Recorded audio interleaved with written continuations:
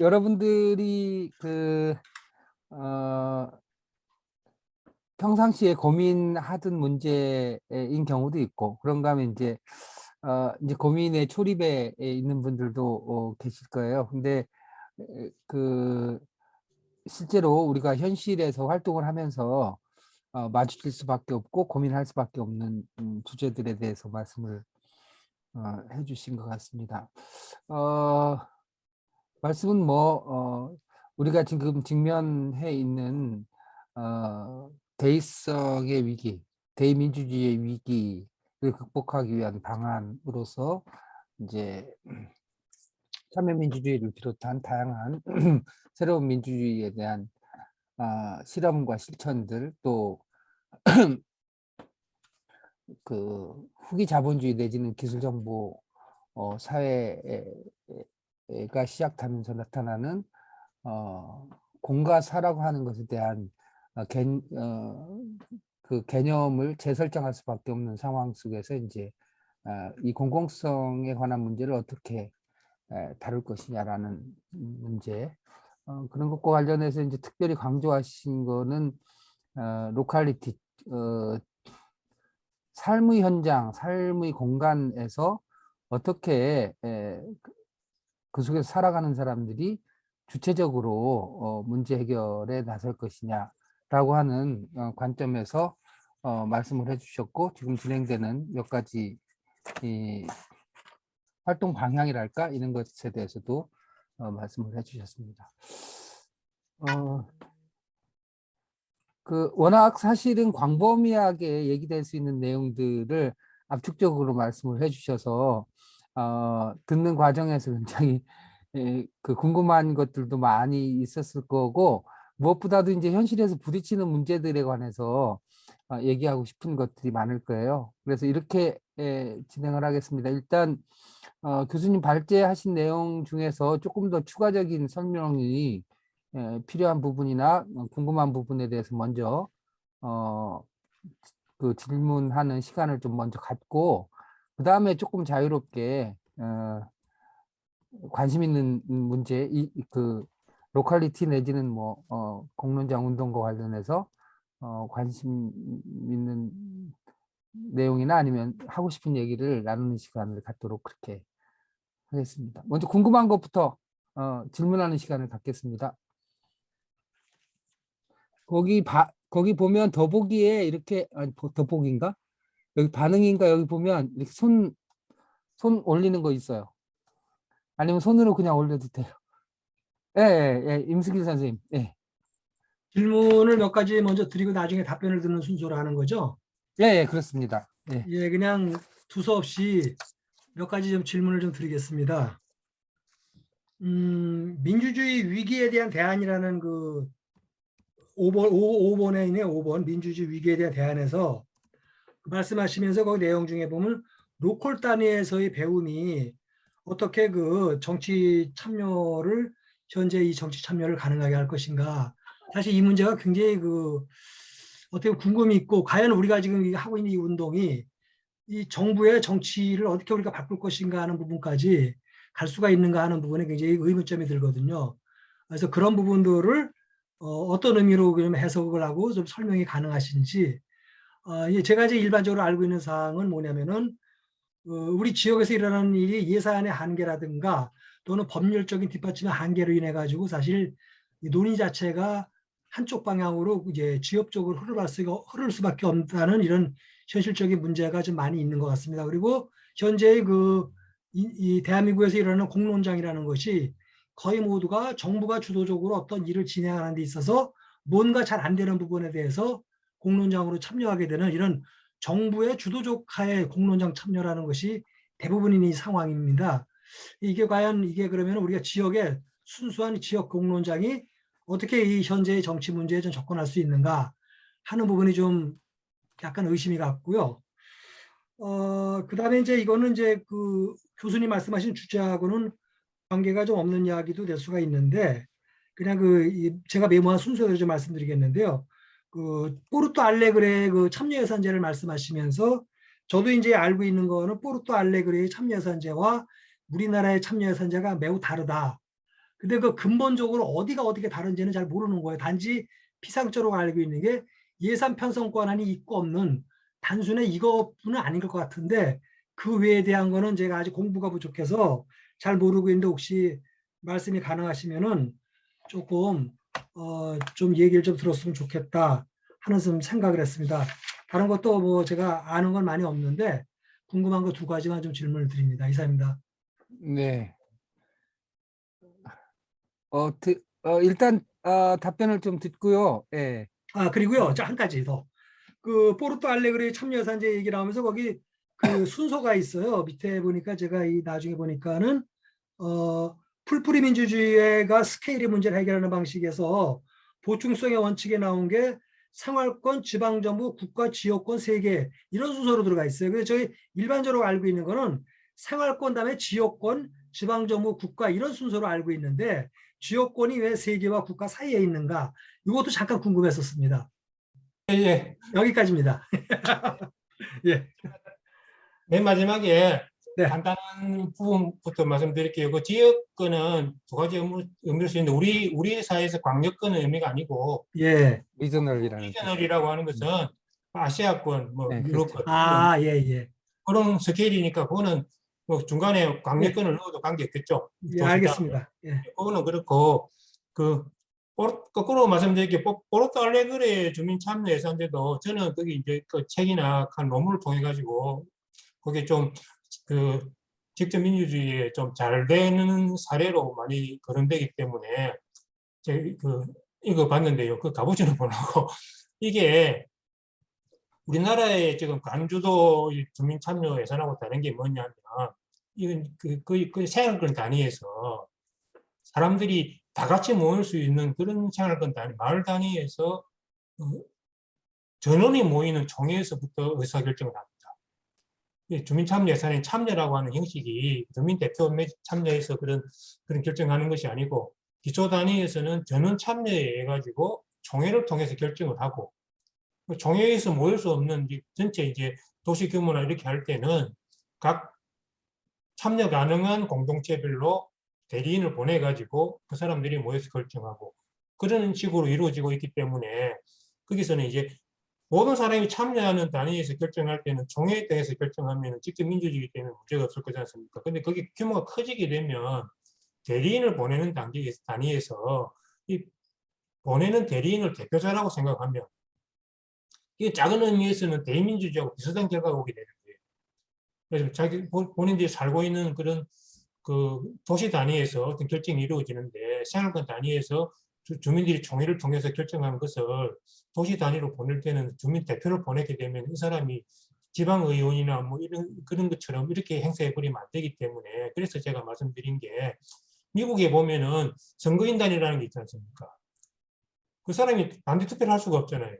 자기 지역의 다수가 민주당이면 자기 민주당 투표할 수밖에 없는 거잖아요. 그런 의미에서 이 주민을 대표하는 것이 아니고 단순히 대리인이라고 하는 것이 좀 우리 주목해 봐야 된다. 그런 의미에서의 대표자를 보내는 운동을 한 것이 가나와 네트에서 대리인이라고 하는 그 사람들은 선출되면은 나는 4년 동안 이 주민들이 대리인이지 난 대표자가 아니다.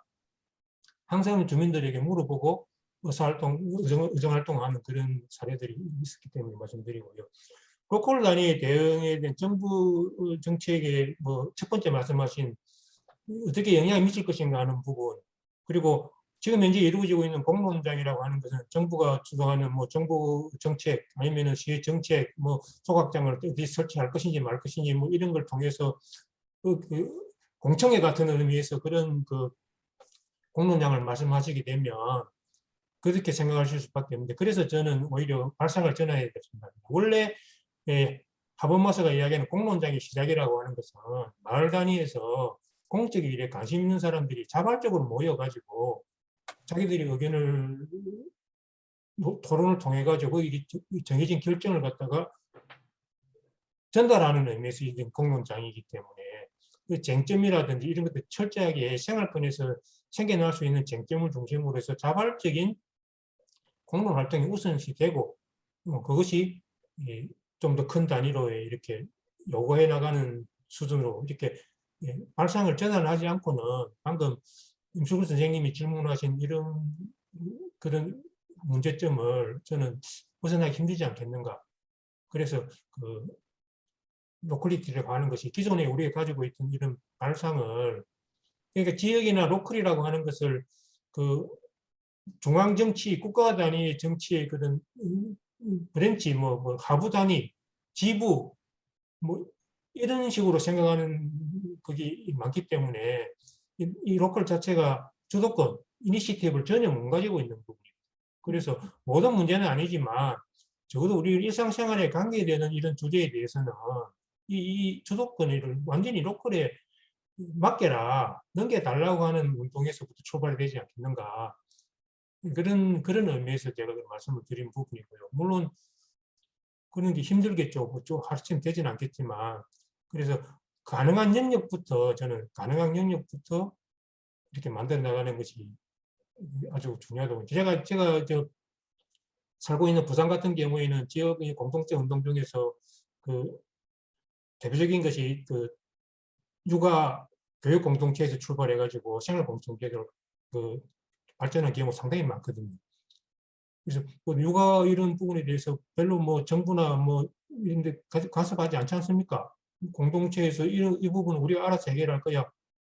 쉽게 뭐 거기 젊은 주부들이 아이들 과외 보이는 대신에 나는 국어 맡을게, 나는 영어 맡을게, 나는 수학 맡을게 이렇게 해가지고 과외 안 보내는 운동에 출발한 것이 결국은 나중에 케어라든지 이런 쪽까지 발전해가지고는, 그래서 저는 그 공동체 운동이라고 하는 것은 우선 가능한 부분부터 스스로 자율적으로 해결해 나가는 방향에서 가는 것이 좋지 않겠는가 해서 말씀하신 부분. 우선 현장에 있으신 분은 방금 선생님 말씀하신 것처럼 그런 고민이 당연히 있을 줄 압니다. 이게 중앙정치에 영향을 미치는 건 굉장히 미비하고 그렇지 않습니까? 지금 그 참여 예산제 같은 경우에도 제가 말씀드린 그런 의미에서 참여 예산제 운용이나 실행이 가능한 지역이 얼마나 될까? 아까 보니까 춘천 분들 많이 계시던데, 춘천의 그 협동조합 운동이나 뭐 이런 공동체 운동이 굉장히 활발히 이루어지고 있는 곳에서는 충분한 그런 실험이 가능하지 않겠는가 하는 그런 생각도 가지고 있습니다. 감사합니다. 여기까지 네. 말씀드리겠습니다. 네, 예, 또 질문하실 분 있으시면 예, 먼저 질문을 하시고 예, 토론 시간을 갖도록 하겠습니다. 예. 예, 김현식 선생님 손 드신 거예요? 예, 제 네. 말 들립니까? 예, 잘 네. 들립니다. 말씀하십시오. 예, 감사합니다. 공론장을 제가 이제 조금 강의를 듣고 이론도 듣고 실습도 하고 심화학습도 했습니다. 근데 오늘 교수님이 강의하시는 것도 결국은 이제 공론장에 대한 이론적인 바탕을 이제 말씀하신 것 같은데요. 예. 저는 그렇게 들었습니다. 일단은 나는 좀 처음에 다른 이론인 줄 알았습니다. 예, 뭐 자율과 연대 이런 말이 나오길래 또 공론장과는 상관없는 이야기인 줄 알았었는데, 예, 교수님 이야기 잘 들었는데요. 근데 지금 이 공론장에 대해서 가장 큰 적이 뭔지라고 아십니까? 알겠습니까? 가장 큰 적이 뭐냐 그러면요. 지역사회에 가면 지금까지 우리 간섭적으로 내려오는 전통적인 지배 세력 있죠. 예, 지금까지 내려온 지배 세력. 그분들이 지금 우리나라 또 스카이 대학교 자식 보낸다든지 정부에 하고 어떤 연계를 한다든지 이런 데 가장 신경을 많이 쓰고 가장 또 협력적이고 또 우리가 또 군사 정부를 좀 많이 하다 보니까 또 거기에 또 연계가 돼가지고 계속 이제 그 뿌리가 남아 있는데 그게 지금 우리의 공론장에 대해서 가장 큰 적이지 않겠나 또 생각하고 근데 실제로 이제 산업화가 바뀌어가면서 전문가가 이제 바뀌어졌거든요. 즉 명문대학교 나왔다고 이제 전문가가 사회의 전문가가 되지는 않아요. 즉 바깥에 나가 쓰레기를 치우더라도 효과적으로 치우는 거는 가장 거기에 많이 일한 사람이 전문적인 지식을 가지고 있거든. 그래서 그러면 그러면 이제 위에서 지금 우리나라가 지금 문제가 뭐냐, 갈등이 뭐냐 그러면 위에는 어떤 일을 처리할 수 있는 그 기술은 가지고 있지 않고 그냥 이론만 이제 막 이렇게 설파를 하고 또 정치 권력을 가지신 분은 또 말로만 이렇게 하다 보니까 공백이 좀 생긴데, 이런 이제 사회 과도기적인 이 시점에서 이 공론장 가는 것도 내가 보기에는 이제 산업화로 해가지고 서구에서 하던 걸 그대로 답습했으면 되지 않지 않겠나. 예, 그렇게 생각하는데 어떻게 생각하시는지 모르겠습니다. 우리 그 김현식 교수님, 우리 김현식 선생님은 대구에서 활동하시는데요. 뭐 예, 여러분들도 좀 아시지만 대구에서는 제가 여러 차례 가본 경험으로 보면 실제로 시민활동뿐만 아니라 주민활동이 다른 지역에 비해서 상당히 위축되어 있는 상황이고 네, 그 속에서 이제 관습적인 게 예, 굉장히 강하죠. 예, 그렇죠. 그래서 주민활동 자체를 확산하는데 굉장히 큰 어려움을 겪고 있는 지역이고 그런 고민 속에서 이제 질문을 하신 것 같습니다. 네네. 예, 이제 방금 그 현장의 그런 경험을 토대로 좋은 말씀해 주셨는데, 네, 원래 공론장이라는 개념이 있지 않습니까? 우리가 좀 생각해 봐야 될 게, 네, 굉장히 공론장이라는 개념이 굉장히 좋은 말 같은데, 사실은 그 하버마스가 이 공론장이라는 거기 표현을 쓸 때, 공론장이라고 하는 공론장의 주체가 부르주아거든요. 다시 말해서 재산과 권한을 네, 가진 사람, 똑똑한 사람인 겁니다. 네, 예, 아무나 참여한 것이 아니고, 중요한 정책을 결정하는 그런 생각이 아직 남아있다 보니까 지역에서 어떤 결정을 하는 데 있어 가지고 지역의 토호들이나 토착 세력이나 좀 쉽게 말해서 발언권이 센 사람, 이런 사람들이 많은 영향력을 행사해요. 공론장이라는 유명하에서. 그래서 예, 그건 앞에서 말씀드린 것과 똑같습니다. 그리고 정치라고 하는 것은 전문적으로 배우고 똑똑한 사람이 잘할 수 있다고 생각하면 정치는 전문가 담당해야 되지만, 즉 그런 정치라고 하는 것은 아주 철진한 발상이죠. 누군가 똑똑한 사람이 누군가를 계몽하고 지도한다든지, 누구를 잘 살게 만들어준다든지, 통치한다든지 하는 그런 정치가 아니고, 우리가 같이 살면서 생겨날 수밖에 없는 여러 문제에 대해서 우리가 자율적으로 참여해서 결정하는 것이 정치다, 이렇게 봐버리면, 이 정치 이렇게 네, 본 사람이 대표 아렌트거든요. 활동으로 봐, 음, 액션으로. 그렇게 봐버리게 되면은 우리가 살고 있는 주변에서 일어나는 여러 가지 함께 결정해야 될 일들 중에 우리가 더 잘할 수 있는 게 얼마나 많습니까? 똑똑한 사람이 아니고.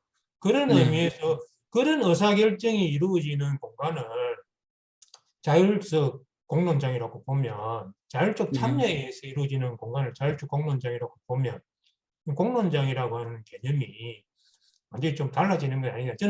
저도 하버마스 공론장을 읽으면서 하버마스가 공론장 의사소통적 커뮤니케이션 이론을 했지 않습니까? 의사소통적 공론장이라 이야기했는데, 네, 의사소통 이야기 중요하다고 이야기했지만 결국 하버마스도 국가 단위의 전체 있어서의 공론 여론이라고 하는 이런 부분에 주목해서 이야기한 거지, 정치 개념을 이렇게 생활권 단위로 낮춰가지고 거기서 만들어지는 공론장이라는 개념이라고 생각은, 하버마스는 제가 보기에 굉장히 국가주의자입니다. 국가 예, 중심주의자이기 때문에 그런 네, 이야기는 네, 별로 하지 못했지만, 그 사람이 네, 표현하고 있는 자율적 공론장이 실행될 수 있는 스케일은 네, 국가 단위가 아니다. 국가 단위 아, 이기는 지금으로서는 힘들다. 그래서 우리 생활권에서부터 우리가 참여해서 결정해서 밖에 없는 문제에서부터 출발해가지고 그걸 우리가 공론장으로 공론으로 생각해야 되는 거지. 아주 중요한 문제 있지 않습니까? 우리 국가가 어디로 갈 것이고, 뭐 국가가 외교 정치를 어떻게 해야 되는지, 이런 중앙 정치의 그런 이슈들에 대해서 공론을 통해서 해결하려고 그러면 자율적 공론장이라고 하는 것은, 그럼 아무래도 똑똑하고 목소리 세고 뭐 학벌 좋고 이런 사람 말이 더 먹히 들겠죠. 그런 음, 공론장에. 그런 뜻에서 제가 말씀드린 걸로 좀 이해하시면 되겠습니다. 네, 예, 알겠습니다. 예, 또 질문, 김경수님 손 드셨고, 또 다른 분 궁금한 거 있으면은, 예, 질문하실 거 있으면 말씀을 좀, 네, 일단 김경수님 말씀을 좀 해주십시오. 소리. 네, 교수님 강의 너무 잘 들었고요. 굉장히 많은 얘기를 압축적으로 설명을 하시다 보니까 중간중간에 파워포인트에서 놓치는 면도 좀 많았고, 그래서 이제 다시 우리가 이 강의를 나중에 한 번 더 유튜브로 올리면 다시 되새겨 볼 만한 강의다. 사실은 굉장히 많은 얘기들을 압축하셔가지고. 근데 제가 이제 그 원론적인 얘기를 떠나서 지금 우리가 이제 그 아시아에 있는 극동아시아에 있는 한국에서 지역과 로컬리티 주민의 공론장을 고민하고 있는 문제에서 제일 큰 문제가 일단은 이제 그 우리가 오랫동안 그러니까 엘리트들 쉽게 말해서 이제 유능하고 똑똑하고 과거에 이런 사람들이 엘리트층을 형성해서 이 사람들이 행정 관료가 되어가지고 국민이나 백성의 권리를 보호하기보다는 국가라는 그 권력을 지탱하고 유지하는데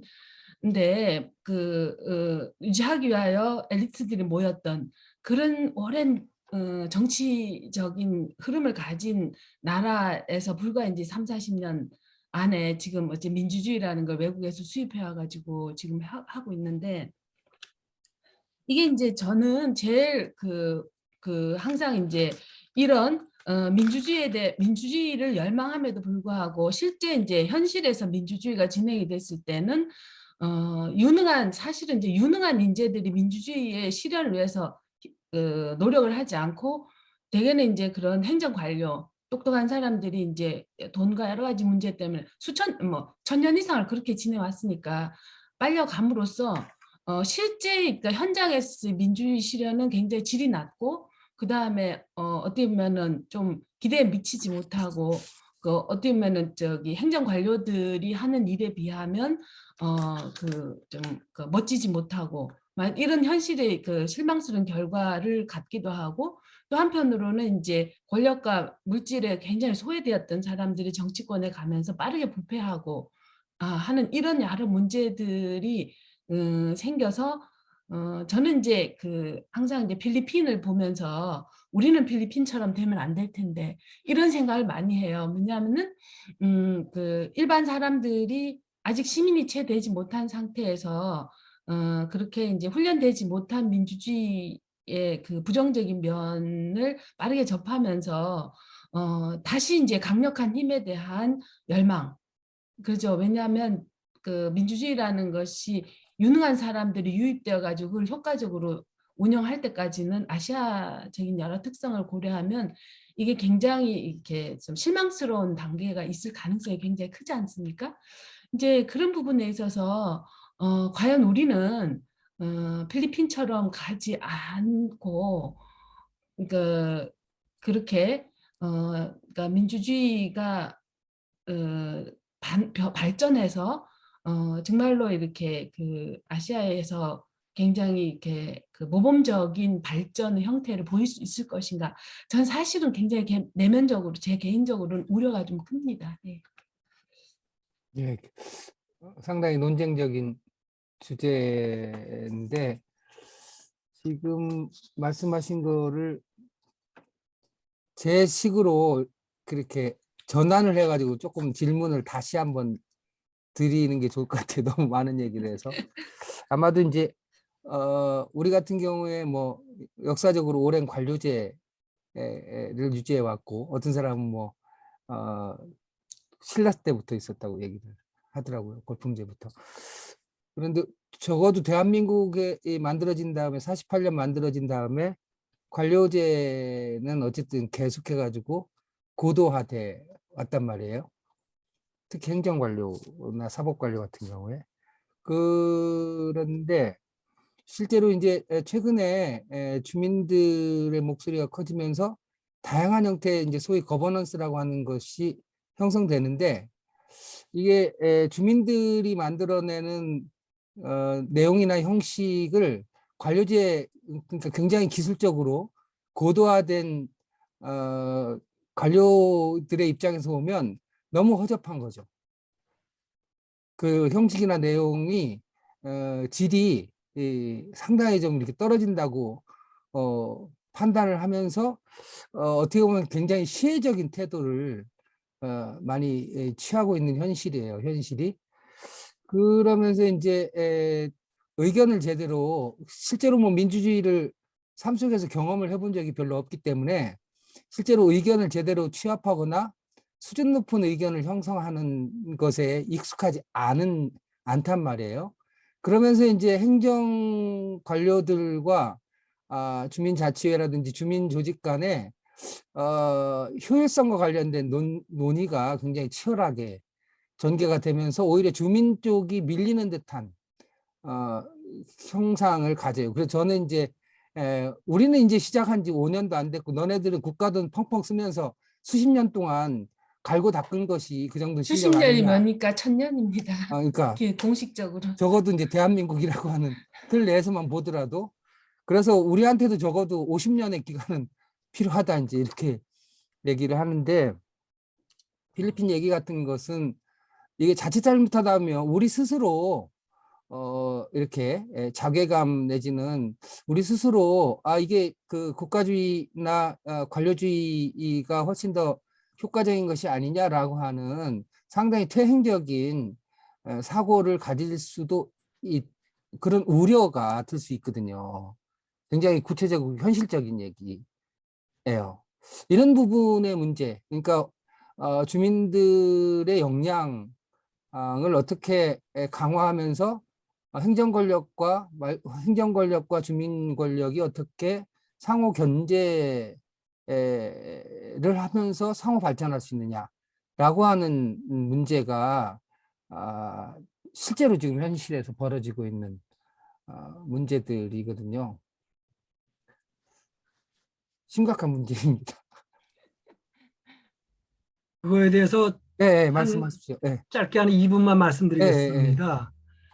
저 이제 공무원 출신이니까 공무원 얘기를 좀 하면서 예.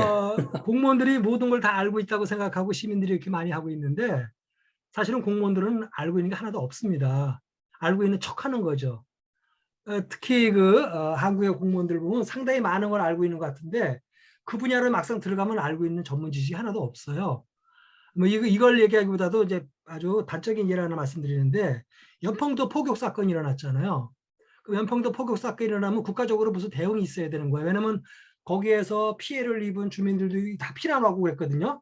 연평도에서 다 나와가지고 임시 수용하고 그래서 임시 수용하는 대책이라든가 또는 그 사람들의 뭐 북한과의 홍보 문제 이런 여러 가지 복합적인 문제가 있고 이건 국가적인 재난이기 때문에 국가에서 하나의 매뉴얼이 있어가지고 그 매뉴얼에 의해서 매뉴얼을 내주고 지방정부에 이 매뉴얼에 빈칸을 채워서 빨리 올려보내라. 이게 정상적인 국가라고 저는 보고 있거든요. 그런데 그 당시에 어떻게 대응을 했냐면 제가 나중에 옹진군청에 근무한 사람을 만났는데 정부에서 아무 매뉴얼도 안 줬어요. 니네가 지금 일어난 사건에 대해서 모든 수습책을 만들어가지고 올려보내. 그리고 정부가 하는 일은 뭐냐? 맨날 지방공무원들 쪼는 일이었었어요. 왜 아직도 보고 안 하냐 뭐 하냐면서. 그러면서 그때 당시 하는 얘기가 행정회라는 것이 무서운 것이 처음에는 자기들도 뭐부터 시작해야 될지 아무것도 몰랐는데 한 달 동안 이렇게 비비고 저렇게 비비다 보니까 하나의 그 계획서가 만들어지고 안정화되는 걸 만들어지더라 이런 거죠. 사실 저도 공무원 생활했죠. 공무원들이 아는 게 없는데 그 사람들이 뭔가 우리가 얘기할 적에 약간 미온적을 반응을 그러는 건 전 이렇다고 봐요. 그 사람들이 자기들이 모르니까 모른다고 얘기할 수는 없고 일단 앞에 포장을 하는 거죠. 심지어 어떤 일까지 있었냐면 얼마 전에 제가 이제 워크숍을 갔는데 이 주민들이 질문을 못 받을 위해서 신설된 교육장입니다. 작년에 진 교육장으로서 분명히 무선 마이크라든가 이런 게 다 비치되어 있는 아주 훌륭한 교육장이었는데 그 담당자가 그런 말을 했어요. 오늘은 무선 마이크가 준비되지 않은 관계로 질의응답을 받지 않고 바로 다른 진행을 하겠습니다. 이런 겁니다. 그래서 저희는 시민운동을 할 적에 절대 공무원들의 이런 행동에 우리가 겁먹지 않고 주눅들 필요가 없다. 우리가 더 많이 알고 있다. 우리 현장의 주인이기 때문에 저는 그렇게 말씀드리고 싶습니다. 이상입니다. 사실은 이제 어, 한국에서의 관료라고 하는 것은 예산 사용의 뭐 효율성이라든지 효과성이라든지 이제 그런 것을 이제 중시 여긴다면 실제로 삶에서 중요한 것들은 그런 효율성이나 효과성보다는 삶의 안정성이라든지 관계성이라든지 어, 그런 또 다른 가치들이 중요한 거잖아요. 그래서 사실은 어, 비교할 수 없는 거죠. 그러니까 현재 그 관료들이 주문하는 내용으로 활동의 의미를 평가하는 것은 굉장히 제한적인 의미밖에 없는 건데 이제 그 부분에서 상당한 정도의 어떻게 보면 이제 담론 투쟁이 필요한 거죠. 담론 투쟁이 필요한데 근데 이제 좀 그런 측면에서 조금 아직은 우리가 가야 될 길이 좀 멀은 것이 참여 예산제라든가 뭐 그런 말씀도 있으셨는데 주로 지금 이제 주민 공론장을 통해서 만들어지는 내용이라고 하는 것이 주로 행정 서비스 그러니까 기존에 행정이 해왔던 일들을 보완하는 의미의 역할이 가장 대표적이지 주민 스스로 정치적인 행위라든지 정치적인 역할이라든지 그런 측면은 상당히 좀 취약한 면이 있고 행정 서비스나 복지 측면에서 주로 활동이 이루어지면서 내용적인 차별성이 없는 것도 저는 한 가지 문제라고 보거든요. 예를 들면 주민들의 권리를 어떻게 신장할 것인지라고 하는 것도 굉장히 중요한 주제가 될 수 있잖아요. 그런 측면에서 저는 나중에 기회가 되면 더 같이 얘기를 좀 해봤으면 좋겠는 게 일본의 풀뿌리 민주주의를 상당히 좀 우리가 오랜 동안 신봉해 왔는데 일본 사회는 왜 이렇게 계속 꼬꾸라지는 방향으로 가느냐라고 하는 것 일본 사회는 활기를 잃어가는 사회라고 다들 얘기를 하잖아요. 그러니까 아렌트 말씀하신 것처럼 액티비티 정치적인 행위를 하지 않는 풀뿌리 운동이라고 하는 것은 한계를 가질 수밖에 없는 거 아니냐. 그런 측면에서 보면 우리의 지금 주민 활동은 어쩔 수 없는 측면도 있지만 행정 서비스 중심으로 이루어지는 것은 좀 우리가 좀 성찰을 해야 될 측면이 좀 있는 것 같다. 저는 그런 생각이 좀 들더라고요. 그것까지 포함해서 교수님 말씀 좀 듣고 또 다른 질문 더 나누도록 하겠습니다. 네, 아니 좋은 말씀해 주신 것 같습니다. 마지막에 박태순 대표님 말씀하신 것처럼 일본 주민운동은 확실히 그런 것 같아요. 우리가 이야기하고 있는 제가 말씀드린 정치활동이나 자율적 참여 이런 것보다 일본은 우리나라와 비슷하게 이전부터 이 주민활동, 주민운동이 동원된 주민운동의 성격이 워낙 짙기 때문에 좀 그런 결과가 가져오지 않았나 하는 생각이 들고요. 방금 말씀하신 관료제 문제, 제가 드린 말씀으로 따지면 공공성을 수행하는 주체로서의 관료제 문제는 국민국가의 관점에서 보면 근대 국민국가가 형성되면서 지탱된 두 가지 축이 군대와 관료제지 않습니까? 상비군, 외부의 국민국가로부터 국민국가를 지키는 것과 아니면 내부적으로 시스템을 유지하는 관료제라고 하는 거죠. 국민국가라고 하는 틀 자체가 거대한 규모로 시스템에 의해서 유지될 수밖에 없기 때문에 관료제라고 하는 위계화된 체계화된 이런 조직 체계를 통해서 관리해 나갈 수밖에 없는 그러다 보니까 말로는 뭐 서비스라고 이야기하지만 퍼블릭 서비스라고 이야기하지만 사실은 이 권력으로 군림하고 있지 않습니까? 그런데 거기에다가 우리나라 같은 방금 말씀하신 우리나라는 이전에 조선시대부터 과거제가 실시된 유교권에 살고 있어요. 아주 우수한 사람들이 관직을 맡았지 않습니까? 과거 시험에 걸린 사람들. 그런 전통이 남아있으면서 이런 지금 이제 공공성 이익에서 이 관료제라고 하는 것이 관료기구라고 하는 것이 사기업이나 사적 능력보다 엄청 비효율적이고 관료제의 특징이 책임진다고 하는 부분인데 뭐 책임은 다른 책임이 있습니까? 자기 책임진 거예요. 국가 돈으로 떼우면 되는 거죠. 정책이 잘못되면 국가가 물어내야 되는 거니까. 그래서 이런 구조적인 문제 부분을 그냥 기능적으로 해결하기는 참 힘들다. 그런 의미에서 지금 이런 논의에서 관리자를 대신할 수 있는 사적과 공적의 중간에 있는 시민단체, 시민활동, 시민사회단체에 주목하는 이론이나 활동들이 가능한 것도 그런 까닭이라고 생각하고요. 그리고 그런 의미에서 보면 이 시민사회단체가 활성화되려고 그러면 푸트남이 얘기했던 사회적 자본이 지역에서 유능한 사람들이 이런 포럼이나 네트워크들이 많이 만들어져야 되지 않습니까? 저도 부산에 이제 부산대에 있다 보니까 부산시에서 하는 뭐 자문기구 이런 데 가보면 공무원들이 별로 몰라요. 자기 담당 업무에 대해서 잘 몰라요. 근데 바깥 영역에 보면은 엄청나게 전문가들이 많아요. 활동하는 사람들. 그 사람들을 자문 듣는다고 불러갖고 듣고 이러는데 그러기보다는 그 영역을 떼서 줘야 된다고 생각합니다. 저는. 그런 그 영역을 만들어야 된다고 그런 관점에서 그 이탈리아, 유럽 같은 경우는 미국과 확실히 달라요. 이게 오늘 말씀하신 그런 부분에서 민주주의 문제 이런 거는 정확하게 이야기하자면은 필리핀이든 한국이든 미국식 민주주의를 추종하는 데서 나오는 문제예요. 유럽 같은 경우에 유럽 민주주의는 유럽의 사회민주주의 정당이 정권도 잡고 굉장히 활성화되어 있지 않습니까?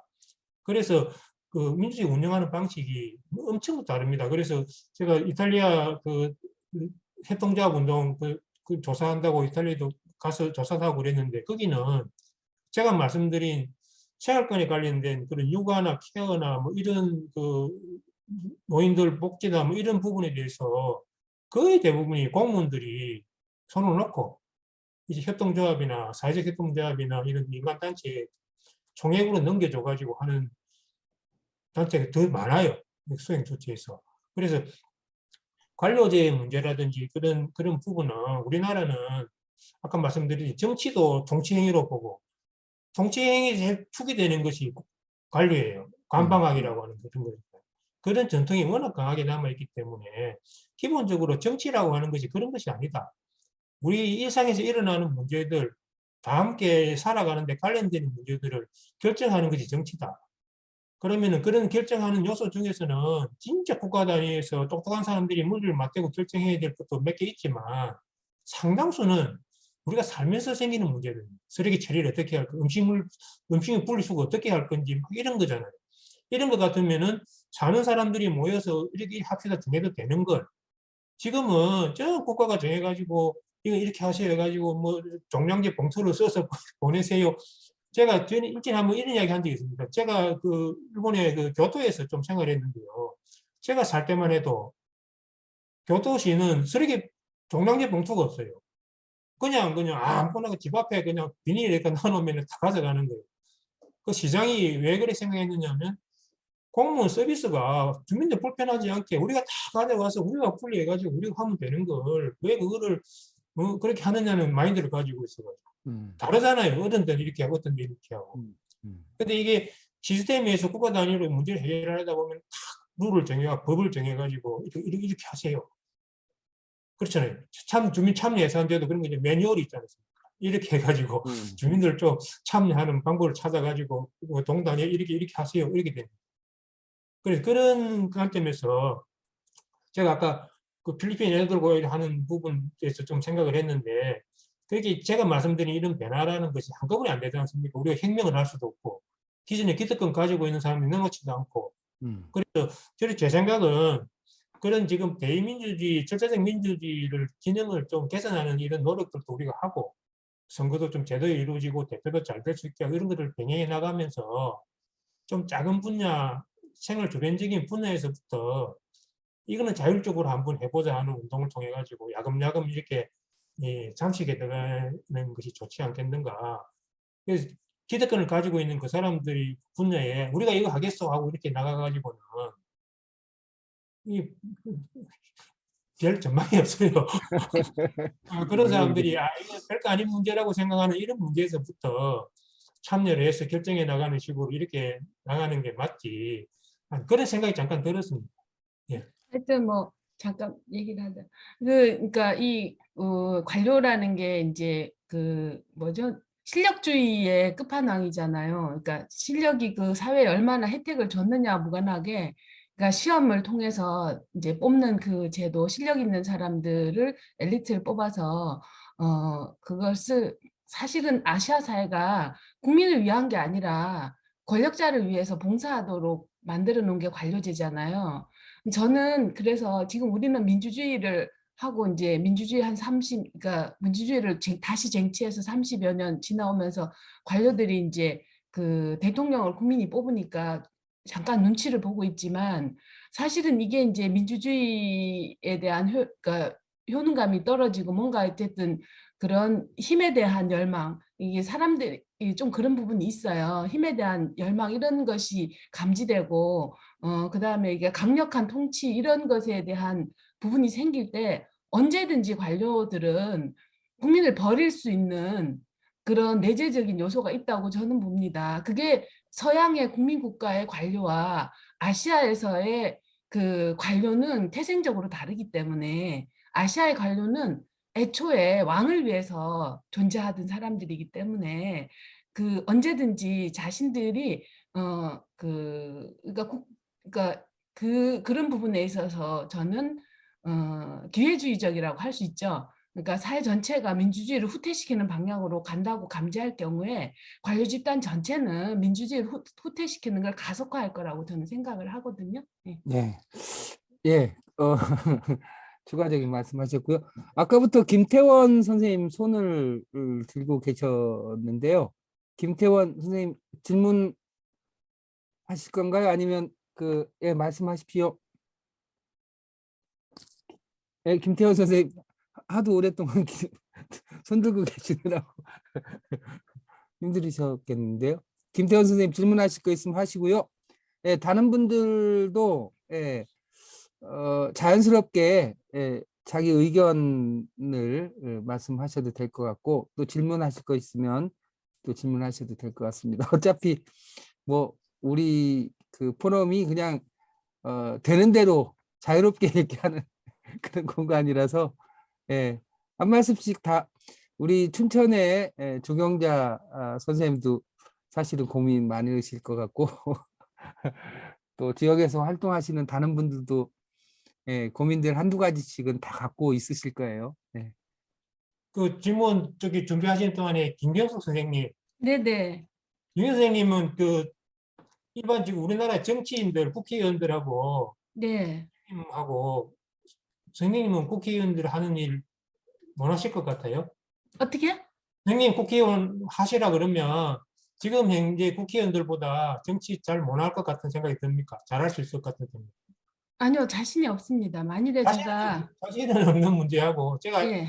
그런 말씀을 드리느냐 하면 이전 사람들이 정치는 전문가가 하는 거야. 관료도 똑똑한 사람이 하는 거야. 이런 생각을 했던 거는 그 사람들이 하는 일이 저도 요즘 그 저기 중앙부처에 교육부 이런 데서 그 공무원들 보면 정말 똑똑하고 정말 열심히 일합니다. 그래서 그 사람들 그냥 집에도 안 가는 것 같아요. 매일 밤샘하고 그 사람들이 이제 고시 쳐가지고 5급 공무원 들어간 이런 사람들이 똑똑한 사람들이 막 하는 것도 사실은 사실인데 요즘에 정치인들 하는 거 그냥 우리 옆집 아저씨 시켜도 지금 하는 정치인만큼 정치할 것 같고 제 생각에 공무원들 우리 임수희 선생님은 지금 어디 계신지 모르지만 지역사회 공무원으로 일하는 분들 그 자리에 동네 뭐 라면집 아저씨 갔다가 그것이 일해라 그래도 일주일 체험 같은 거 있지 않습니까? 일일 공무원 뭐 일주일 공무원 하면은 다 할 정도로 정치나 관료를 뭐 전문가들이 잘할 수 있다는 이런 생각은 지금 굉장히 우리 교육 수준도 높아지고 이래가지고 버려야 될 것 같아요. 버려도 될 것 같은데 그게 이제 안 바뀌는 게 그게 문제죠. 그래서 그 관료나 정치라고 하는데 기본적인 생각 이런 거를 바꾸는 데서부터 좀 출발해야 되는 것 같은 그런 생각이 많이 들었습니다. 예, 예. 교수님 말씀에 전적으로 동의를 하고요. 근데 이제 이게 그 우리나라, 그러니까 상당히 이제 사회 변화에 맞게 뭔가가 빨리 바뀌어주면 좋은데 지금 현실이 그렇지 않은 부분들이 너무 많다 보니까 예를 들어서 이렇게 공론장에 대해서 굉장히 잘 아는 사람들이 집단적으로 예를 들어 중앙정치 무대에 등장을 해서 예를 들어서 공론장을 통해서 의사결정을 하는 시스템을 우리가 만일에 깊이 빨리 반영을 할 수 있다면은 모르겠지만 예를 들어서 저더러 개인이 혼자 국회의원이 돼가지고 지금 이제 뭐 두 개 양당의 대립 구조에 있는 이곳에서 지금 사실 이제 지금 국회는 사실 정치는 우리나라 중앙 정치가 정치 기능을 거의 잃고 정쟁의 기능만이 거의 남아 있는 상태이지 않습니까? 이게 이제 사회 자체의 여러 가지 복잡한 이해관계를 대변할 수가 없는 그런 상황이다 보니까 근데 만일에 지금 당장 가면 제가 그 사람들보다 퀄리티가 훨씬 낮아서 뭘 못한다기보다는 그러니까 정쟁을 하러 국회의원이 된다는 것이 문제인 거죠. 네. 네. 무슨 말인지 알겠습니다. 네, 우리 오마림 의원님 질문하실 거 있으시고, 네, 조경재 선생님도 질문하시고요. 네, 말씀하십시오. 네, 오마림 의원님. 네, 저부터 할까요? 네. 저기 김경숙 선생님 네네. 말씀 저는 그 무슨 말씀인지 알 것 같고요. 그리고 제가 늘 말씀드리는 거는 사회를 향해서 얘기하는 거는 내 취향 혹은 내 성향 이런 거 상관없이 취업이 너무 시급하다 보니까 대학 입학 때부터 줄서기를 해서 쭉 내 취향과 상관없는 과를 선택해서 그리고 공무원 시험 역시 시험 통과하는 사람들 순서로 그냥 쭉 이렇게 취업이 되는 건데 그렇게 들어가다 보니까 봉사정신이라든지 전문의식이 없는 분들이 이제 관료나 혹은 현재 제가 가장 가깝게 접하는 사회복지사들 그분들이 이제 관료가 돼서 하는 행위를 보면 내가 책임감이나 봉사정신 이런 걸 가지고 한다는 게 아니고 민원인을 대할 때 빨리 이 일을 처리해야 내가 다음 일을 하고 이렇게 생각하는 그 비전문적인 그런 게 사실은 많은 문제를 양산한다고 보거든요. 김경숙 선생님 말씀도 어쩌면 그 말씀이신 것 같아요. 그 관료가 관료로서의 어떤 기본 성향이나 이런 게 없이 그냥 성적에 따라 거기 이제 임용돼서 벌어지는 여러 가지 이런 말씀들을 더 크게 이래 생각해서 말씀하신 것 같은데 저도 현장에서 그런 걸 많이 경험합니다. 그래서 아까 교수님이 관료는 누구나 할 수 있고 정치도 누구나 할 수 있고 이러신데 그렇게 되다 보니까 지금 이런 상황이 되지 않았나 이런 생각을 해봅니다. 질문이라기보다는 그냥 김경숙 선생님 말씀을 저는 이렇게 이해했다 이제 그 정도로 말씀드립니다. 네. 네. 잠깐만 저기 오마리 선생님 제가 질문은 아니지만 선생님 말씀 들으면서 한 말씀만 좀 드리고 싶은 게 저는 저기 요즘 학생들 수업하면서 지금 엄청난 경쟁사에 취업 경쟁률이 100대 1, 저는 100대 1은 경쟁률이 아니라고 생각하는 운이라고 생각해요. 그런 정도 돼야 노력으로 돌파를 하지. 그냥 운에 맡기는 이런 시대에 학생들한테 경쟁력을 키워주기보다는 그런 이야기를 많이 합니다. 이런 경쟁사회는 절대 정상적인 상황이 아니다. 이런 경쟁사회에서는 우리 누구도 행복할 수가 없다. 그런 경쟁에 대비되는 것이 협동이고 연대지 않습니까? 우리 사회에서 너무 많은 부분이 능력주의 경쟁에 의해서 이렇게 달성되는 이런 가치가 우리 사회 90% 넘어버렸어요. 그래서 우리 사회에서는 개인의 경쟁과 능력에 의해서 달성되는 이런 가치들도 존재하고, 그래 위해서 그렇지 않은 분야, 다시 협동 분야나 연대 분야도 존재를 해야만이 경쟁을 통해서 쟁취하고 싶은 사람 쟁취하고 협동을 통해서 봉사하고 양보하면서 살고 싶은 사람 그런 길을 살고 선택이 가능하지 않습니까? 그런 의미에서 우리가 주목해야 될 게 이런 대한운동 중에서 협동조합 운동이라든지 제3섹터 운동이나 이런 부분은 협동조합이나 이런 제3섹터는 경쟁 원리가 지배적인 사회가 아니고 경쟁에 있어서 협동과 연대가 지배적인 이런 섹터들의 범위를 사회에서 조금씩 늘려가는 그러니까 제가 말씀드린 것처럼 복지한다고 그랬는데 복지 케어하는 이런 그는 있지 않습니까? 어르신 유치원도 있고 뭐 여러 가지 살때 영역 이런 부분에서는 업체들끼리 경쟁해 가지고 살아남는 시장이 아니고 네. 그런 협동 섹터들에게 맡겨가지고 그런 섹터들이 이렇게 좀 연대를 통해서 활동하는 영역으로 확보를 해주는. 그래서 제가 볼로냐에 갔을 때 볼로냐의 전체 경제에서 그런 연대 협동 경제가 차지하는 비율이 30%가 넘어요. 전체 경제에서. 그래서 저는 이제 그런 식으로 우리 사회에 이런 다양한 섹터들을 만들어가는 쪽으로. 제가 아까 정치 말씀드렸지 않습니까? 중앙 정치에서 국방, 외교 이런 거는 똑똑한 사람 모여가지고 너희들이 한번 해봐. 정파 경쟁이든 뭐든 해봐라. 하지만 우리 삶과 관계된 우리 로컬에서 이런 여러 가지 일어나는 문제에 대해서는 우리에게 맡겨달라. 우리가 참여해서 논의해서 우리가 만들어 가겠다. 이렇게 해서 이렇게 좀 사회가 좀 다원화되는 방향으로 가는 게 맞지. 그래서 그런 의미에서 이렇게 좀 이해를 하시면 너무 이런 좀 경력주의, 능력주의 경쟁 이거를 요즘 잘못됐다고 이야기하면 아무도 안 받아들여요, 학생들이. 그게 기회고 희망인데. 그런 분야는 그런 분야대로 가고 연대와 협동 분야는 또 연대 협동 분야대로 만들어가고 그런 생각을 조금 요즘 많이 하고 있습니다. 근데 그 능력주의라는 어, 것이 잠깐 1분만 얘기. 능력주의라는 걸 우리가 지난달에 했는데, 그러니까 능력을 평가는 열심히 하는데 그 능력이 사회에 얼마나 긍정적으로 쓰이는가에 대한 평가가 없는 거예요, 우리나라는. 음. 그게 그렇죠. 문제죠. 잘못된 평가를 하고 있죠. 저 네. 대표적인 게 뭐냐면 공무원 시험 치는 거 아무 필요 없습니다. 공무원 되고 나면. 음. 공무원 시험 칠 때 하는 과목들 공부가 공무원 되고 나면 아무 필요 없어요. 그러니까 웃기는 거죠. 그렇죠. 네. 또 다른 분 또 인치현 선생님도 말씀하시고 한 말씀씩 말씀하십시오. 자유롭게. 당진 공론 포럼 대표 이치현입니다. 네. 예. 조금 전에 이제 오래간만에 소득성 선박장인 거라고 추천할 때 잘을 못했고요. 네. 소리가 소리 다시 한번 말씀해 주세요. 소리가 조금 잡음이 있어서. 가까이 대서 말씀하셔요. 잘 안 들립니까? 잘 잘 들려요. 들려요. 예, 잘 가까이. 들려요? 네. 네, 잘 들려요? 네. 네. 네, 당진 공론 포럼 이치현입니다. 네.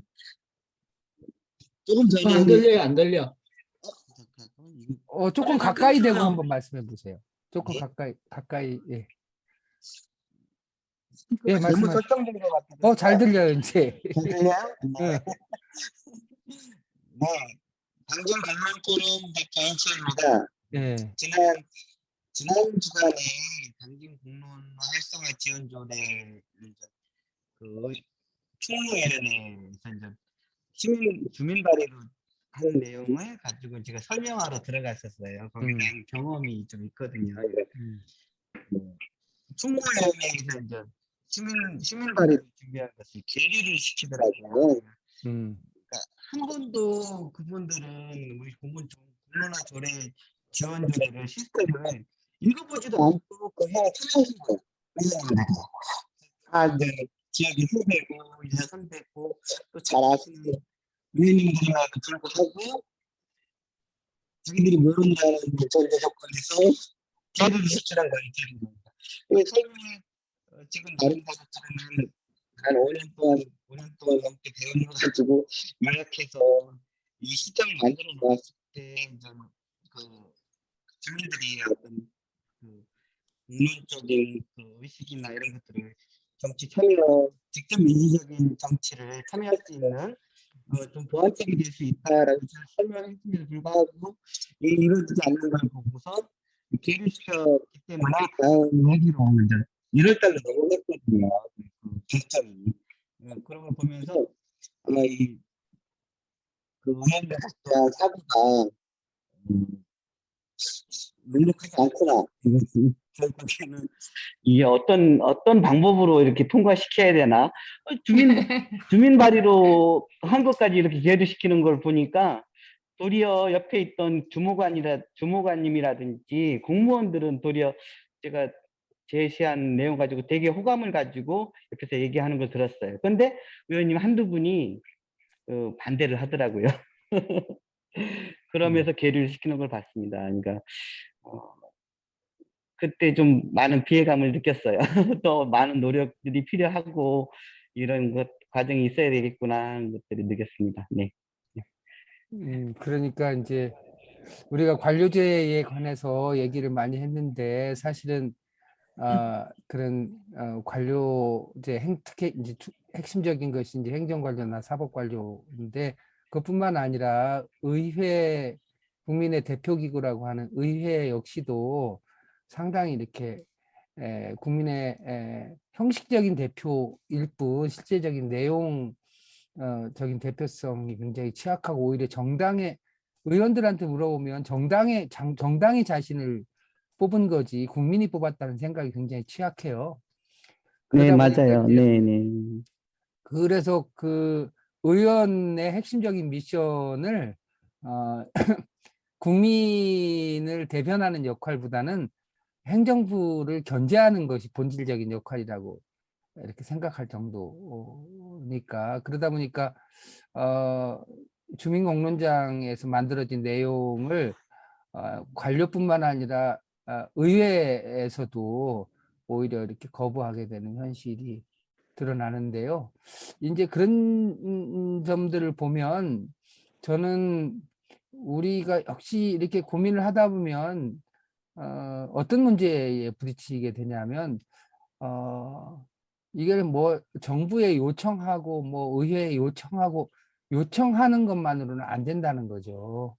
결국은 주민 스스로 어떻게 힘을 만들어낼 것이냐, 힘을 통한 견제가 어떻게 가능할 것이냐라고 하는 보다 더 본질적인 문제를 고민해야지. 그거는 요청한다고 되는 게 아니잖아요.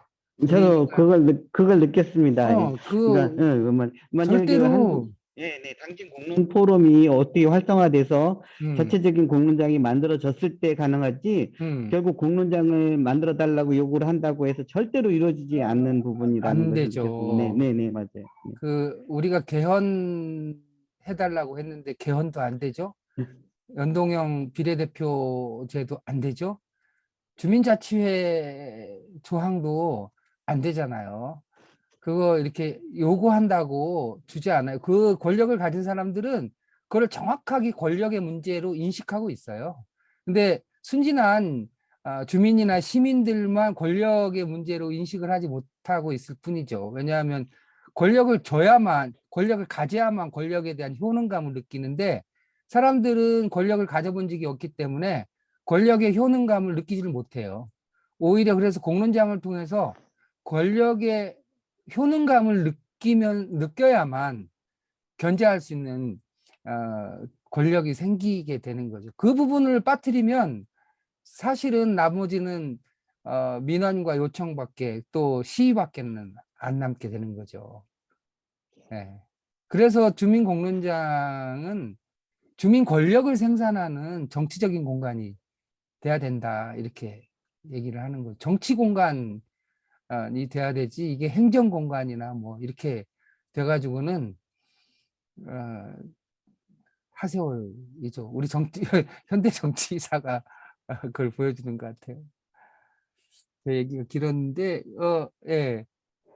조경자 선생님 한 말씀. 네, 말씀. 모세진 선생님도 여기 모세준 선생님 손 드셨는데 예. 그러면 선생님 그리고 말씀하시고 네. 모재준 선생님도 제가 못 봤네요. 예. 네, 그럼 모 선생님부터 말씀하실래요? 네, 그럴까요? 네, 예. 잘 들리세요? 예, 잘 들립니다. 네, 제가 얼굴도 보여주세요. 오랜만에 개인적으로 좀 바쁜 일들이 많아서 한 6, 7개월 동안 안 비치다가 모처럼 왔습니다. 오늘 제목을 들으면서 연대라는 얘기가 들어가서 사실은 인권적 가치에 나오는 연대의 의미를 좀 머리에 염두에 두면서 좀 한번 들어봤고요. 아까 대표님께서 말씀하신 부분, 제3의 어떤 정치 권력화하는 부분에 있어서는 사실은 되게 좀 공감이 좀 가만히 갑니다. 사실은 우리가 헌법에 보장된 헌법 11조부터 37조까지 나와 있는 인권적 가치들이 과연 우리 사회에 공평하게 우리가 대접을 받고 있고 권리를 누리고 있느냐라고 하면 그런 거는 물음표들이 많이 있죠. 이런 면에 있어서 지금 이루어지고 있는 것들이 사실은 뭐 또 정부가 바뀜으로 인해서 여러 가지 공적 기능들이 좀 중단되는 부분들도 있어서 너무 아쉬운 점들이 많이 있고요. 이런 모임들이 이런 쉽게 말하면 사회적 약자를 보호한다든가 공동체의 발전 뭐 이런 기본적인 가치, 기본적인 권리들이 향유되도록 어떻게 보면 우리가 하고 있는 들이 사회적 약자를 보호하는 그런 거에서 출발하는 것이라고 저는 생각을 하고 있고요.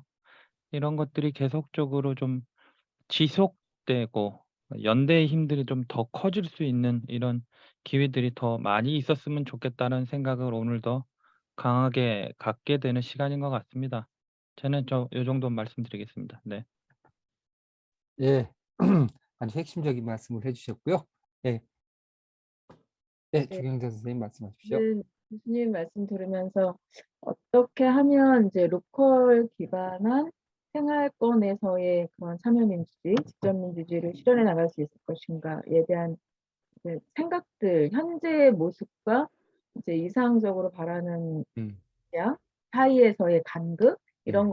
것들을 어떻게 하면 줄여나갈 수 있지? 이렇게 그런 식으로 좀 계속 이야기를 좀 말씀을 좀 들었던 것 같아요. 그리고 저는 이제 우리 춘천의 협동조합 진영에서 일을 하고 있는데 그 다양하게 생애 주기별로 그 다양한 삶의 문제들을 해결해 나가려고 하는 실천 단위들이 우리 지역에 이제 분명히 많이 생겨나고 있고, 근데 그 수는 매우 작고, 그런데 이제 이것들을 더 이제 확장해 나가야 되는 게 문제잖아요. 근데 아까 이제 국민국가부터 이제 이야기해 주셨을 때 우리나라에서도 사회적 경제가 지금 제도화되는 과정이 유럽하고 매우 달라서 그거 역시 우리나라 사회적 경제 협동조합 운동 역시도 제도화에 의해서 이것들이 형성이 되고 되었어요.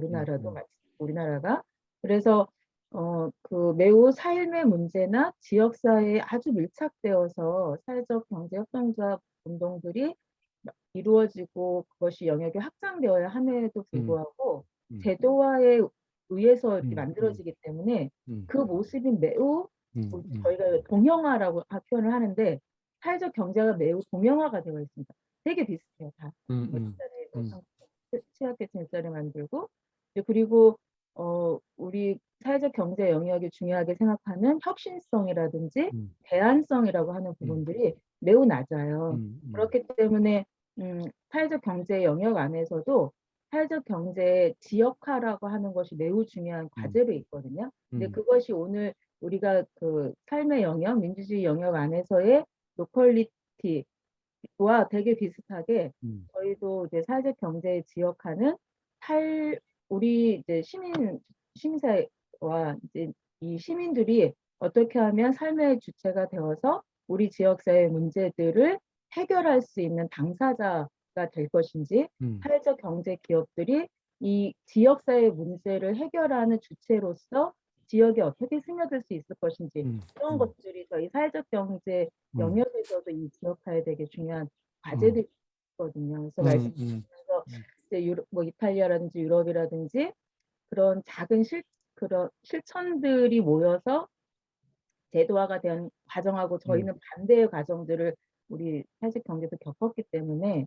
이것이 어떻게 교수님이 말씀하시는 것처럼 대안 영역으로서 역할을 할 수 있을까, 어떻게 가능할까, 뭐 이런 것들에 대한 고민들을 계속 하면서 오늘 말씀을 좀 드렸던 것 같습니다. 아, 굉장히 중요한 말씀인데 사회적 경제 분야뿐만 아니라 소위 뭐 요새 주민자치회라든가 이런 것도 행정이 자기 필요에 의해서 이게 제도적으로 확산되다 보니까 양적 팽창은 이루어졌는데 실제로 자발성은 오히려 그 속에서 이렇게 함몰되어 가는 듯한 그런 느낌을 가지면서 이제 위기감이 이렇게 확산되는 상황이라고 볼 수가 있고, 주민들 스스로 자신들의 역량이 커지지도 않은 상태에서 주로 이제 예산을 중심으로 주민자치회가 운영이 되다 보니까 오히려 주민들이 스스로의 역량의 한계를 경험하는, 우리는 이것밖에 못하는 거 아니야? 라고 스스로한테 질문을 하는 상황이 진행되는 거거든요. 그런 측면에서 저는 이제 위기 상황이라고 생각을 하고, 이것을 어떻게 기회로 활용할 것이냐라고 하는 것인데, 저는 지금처럼 양적 팽창뿐만 아니라 이게 사업 중심으로 되면서 단체와 행정이 수직적으로 연결되는 방식으로는 굉장히 곤란하다. 그것이 이제 일종의 계열화되는 것인데, 횡적인 연대, 말 그대로 말씀하신 대로 자율과 연대, 횡적인 연대를 어떻게 강화하면서 행정의 그런 일종의 정치적인 압력을 긍정적으로 맞설 것이냐라고 하는 대안을 만들어내지 않으면 안 되는 이제 그런 국면이라고 보고, 저는 이제 그런 측면에서 보면 모여서 논의하고 질 좋은 내용을 우리 스스로 형성하기 위해서 노력해야 된다. 그런 측면에서 이제 공론장이라고 하는 것이 필요하고, 그리고 공론장 안에서 발생하는 우리들의 문제를 스스로 해결할 수 있는 역량을 우리가 갖춰 나갈 때 이 위기를 보다 더 좋은 기회로 활용할 수 있는 거 아니냐, 이제 그런 생각을 하고 있습니다. 춘천뿐만 아니라 전국적으로 지금 편지해 있는 상황이라고 볼 수가 있어요. 네, 오마리 의원님 말씀하십시오. 다른 분들도 말씀하십시오. 네. 대표님 말씀 잘 들었습니다. 조금 전에 춘천의 선생님이 말씀하실 때 협동조합이나 이런 사회적 경제마저도 제도권 안에서 지금 이제 그런 어려움이 있다 말씀하셨는데요. 제가 살고 있는 대구 동구에는 조합원이 한 970여 명이 되는 땅과 사람 이야기라는 협동조합이 있습니다. 그게 저는 조합원이기도 한데요. 이 목적이 지역 공동체 회복이거든요. 근데 행정이 혹은 정치권에서 머리수가 많아지는 이 협동조합을 이용하기도 하고, 때로는 통제하려고도 하고, 잘 되면은 또 누르기도 하고 이렇게 하는데, 지금 한 10여 년 이끌어 오면서 그걸 뚫고 나가는 힘이 저희들한테도 조금씩 생기는 거예요. 그래서 이 안에서 직거래 장터가 2개가 있고, 먹거리를 해결하기도 하고, 아이 키우는 사람들끼리는 서로 우리 집 아이 옷이 작아졌어요, 이렇게 내놓으면은 저 주세요, 이렇게 해서 교류가 다 되고요. 이렇게 되어 가는데, 아까 말씀하신 그 제도권의 방해를 끊임없이 사실 받고 있습니다.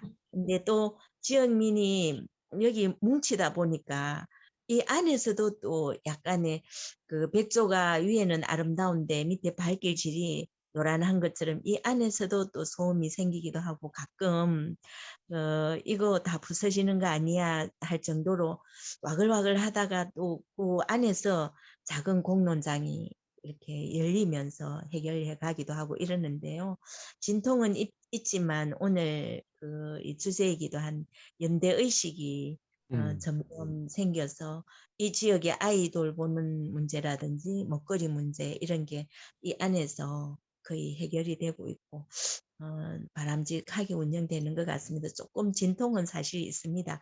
근데 이걸 또 보기 위해서 전국에서 이렇게 찾아오시기도 하는데, 보여주는 이 예쁜 모습만으로 그게 다가 아니고요. 그동안 10여 년 동안 많은 진동이 있었고, 그 경험을 또 다 공유해 드릴 수는 없거든요.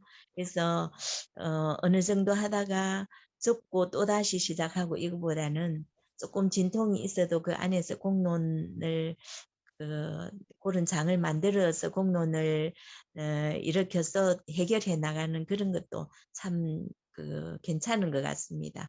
그래서 대표님께 배운 공론에 대한 이론을 또 여기 가서 같이 오늘도 거기 제가 모였던 그 행사에 한 8분이 오셨는데요.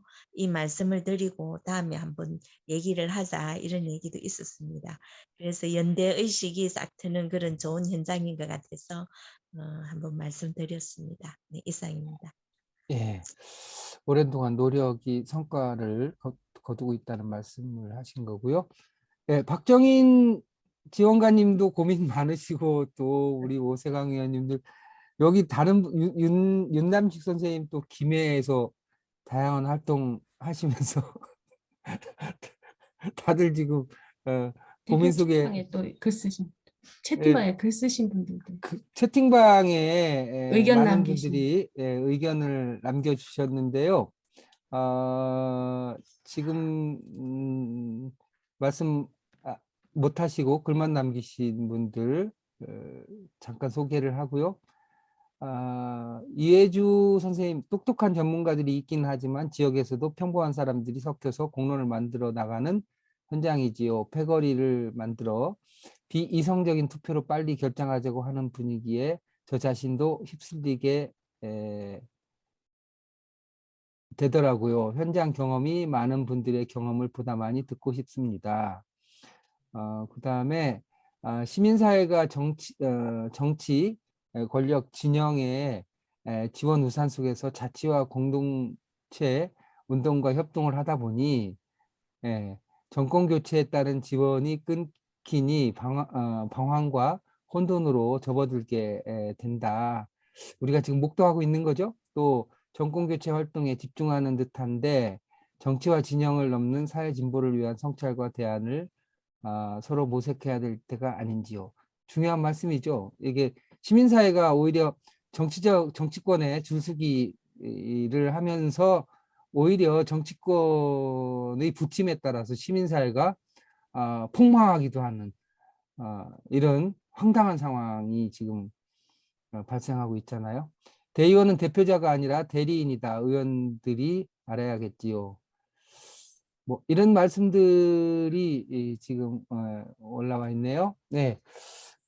지금 시간을 조금 말씀을 드리고 지금 9시 25분인데 한 40분까지 하고 그때 봐서 결정하도록 하겠습니다. 일단 40분까지는 계속 진행을 하겠습니다. 윤남식 선생님 한 말씀 하시고요. 다른 분들도 또 나는 이런 활동 안 해봐서 잘 모르는데 하지 마시고 느낀 거라도 정유미 선생님도 말씀하시고 윤남식 선생님 말씀하십시오.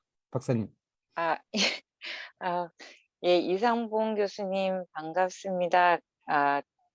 예, 사실은 제 박사 논문이 연대성이 주제이고 교수님 논문을 참고 문헌으로 예, 잘 읽어서 보탬이 많이 됐던 부분이어서 오늘 교수님 특강 하신다고 그래서 기대가 많았어요. 예. 저도 이제 고민하는 부분이 공과 사 부분에서 공 부분이거든요. 공공성. 제가 석사 논문은 또 이제 공공성을 주제로 해서 또 적다 보니까 되게 중요한 두 가지를 석사 박사에서 이제 다루긴 했는데 뭐 잘 다루지는 못해서 예. 그래서 연대성 하면서도 제가 이제 조선시대 향약의 연대성을 봤어요. 그러니까 거기서 제가 좀 주요하게 봤던 부분은 공이었거든요. 공변될 공. 그 부분을 어떻게 이해할 것인가 였는데, 그러니까 지금 현재로 그걸 관으로 이해하기보다는 공변되다라는 이제 공자가 이야기했었던 그 공의 사상을 지금 현재 이렇게 끌어와야 어쩌면 우리가 공공성을 이해하는데 조금 더 폭넓어지지 않을까라는 생각을 했는데요. 이 논의가 제대로 가고 있는 건지 계속 제가 이제 조선시대 향약을 얘기하다 보니까 뭐 유교 사상을 깊게 들여다보지 않을 수가 없어서 그러다 보니까 이제 어쩔 수 없이 공자와 맹자의 이제 정치 철학에 좀 이렇게 이제 깊숙이 들어갈 수밖에 없고 거기서 공사상이 참 의미 있다라는 생각이 들고 그 시대에는 군주에 대한 이제 충이라는 부분이 있지만 지금에서는 충이라는 것이 어쩌면 민중들과 함께하는 진실성 뭐 이런 것으로 이해한다라고 또 하더라고요. 그래서 공을 그렇게 이해하고 공공성을 그렇게 이제 좀 가닥을 잡아가면 과거와 현재를 잇는 하나의 이제 조금 공통성으로서의 공공성 연결해낼 수 있지 않을까라는 그런 생각을 하면서 예, 교수님 강의 들었습니다. 예. 우리 윤남식 박사님은 또 김해 지역에서 실제로 그 교육 관련된 활동도 하시잖아요. 그 활동하시면서 느끼는 점도 좀 말씀을 좀 해주세요. 지금 제가 이제 우연찮게 김해에는 민주시민교육 조례가 있어서 그 민주시민교육 운영위원회가 시에 있는데요. 그래서 이제 그 활동가들을 양성해서 지금 대대적으로 민주시민 교육을 하고 있는데 저희가 지금 3년 차예요. 하고 있는데 요번에 이제 선거에서 사실 김해가 나름 이제 조금 진보적인 이제 성향의 국회의원이나 이제 시장이 좀 등장이 됐었는데 요번에 완전 판도가 대통령부터 쭈루루룩 해서 김해도 이제 그 물결이 왔어요. 그래서 시장이 바뀌었거든요. 정치색이 바뀌어가지고 하다 보니까 요번에 이제 그 저희가 그 교육을 이제 나갔더니 한 사람이 이제 왜 민주시민 교육을 한다고 하면서 이제 제가 개인적으로는 대학에서 사회복지학 강의를 하고 있는데요. 이제 연금 정책을 사회연대로 엮어가지고 이제 그 민주시민 교육을 했더니 왜 민주당과 문재인 정부의 그런 그 정책을 얘기를 하냐고. 그래서 제가 이거는 그 민주당이나 문재인 정권의 그런 게 아니고 연금 제도에 있는 내용을 제가 이제 그 특성을 이제 같이 해서 연결해서 이제 설명을 드린 거다라고 해도 그 얘기를 이제 믿지를 않고 바로 문자로 해가지고 시장 개인 폰으로 보낸 거예요.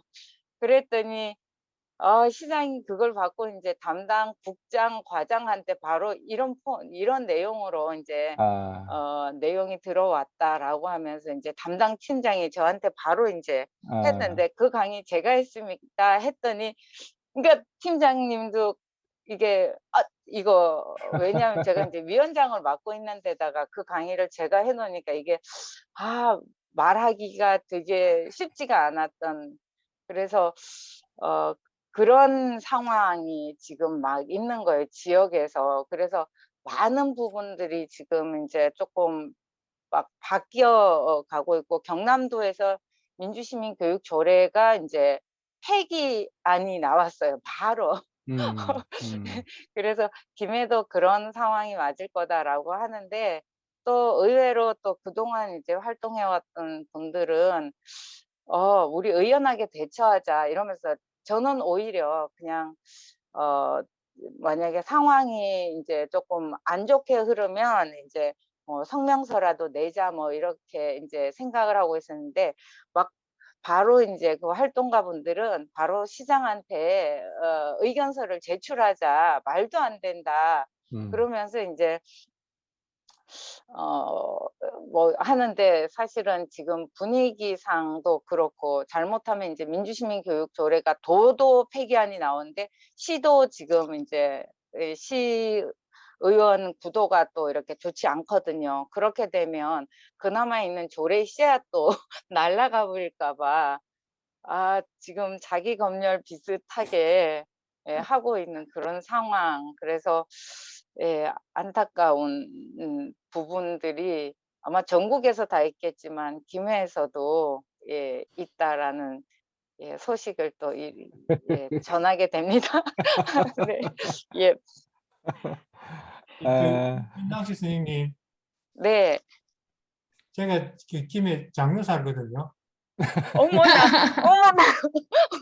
어머나. 이웃에. 선생님 말씀 들으면서 네. 제가 좀 죄송하다는 말씀을 좀 드리고 싶고, 저는 직장이 부산이다 보니까 김해 돌아가는데 별로 관여도 못하고, 홍시장이 우리 고등학교 후배인데 그런 걱정거리도 선생님한테 막 주고 그렇게 하는 것 같아서. 그리고 그 말씀하신 김에 그 지금 동양의 그 공개념하고 공공성하고 새로운 공공성에서 그런 개념을 좀 살릴 수 있는 방법을 고민하고 계신다는데 굉장히 힘드신 고민하고 계신 것 같아요.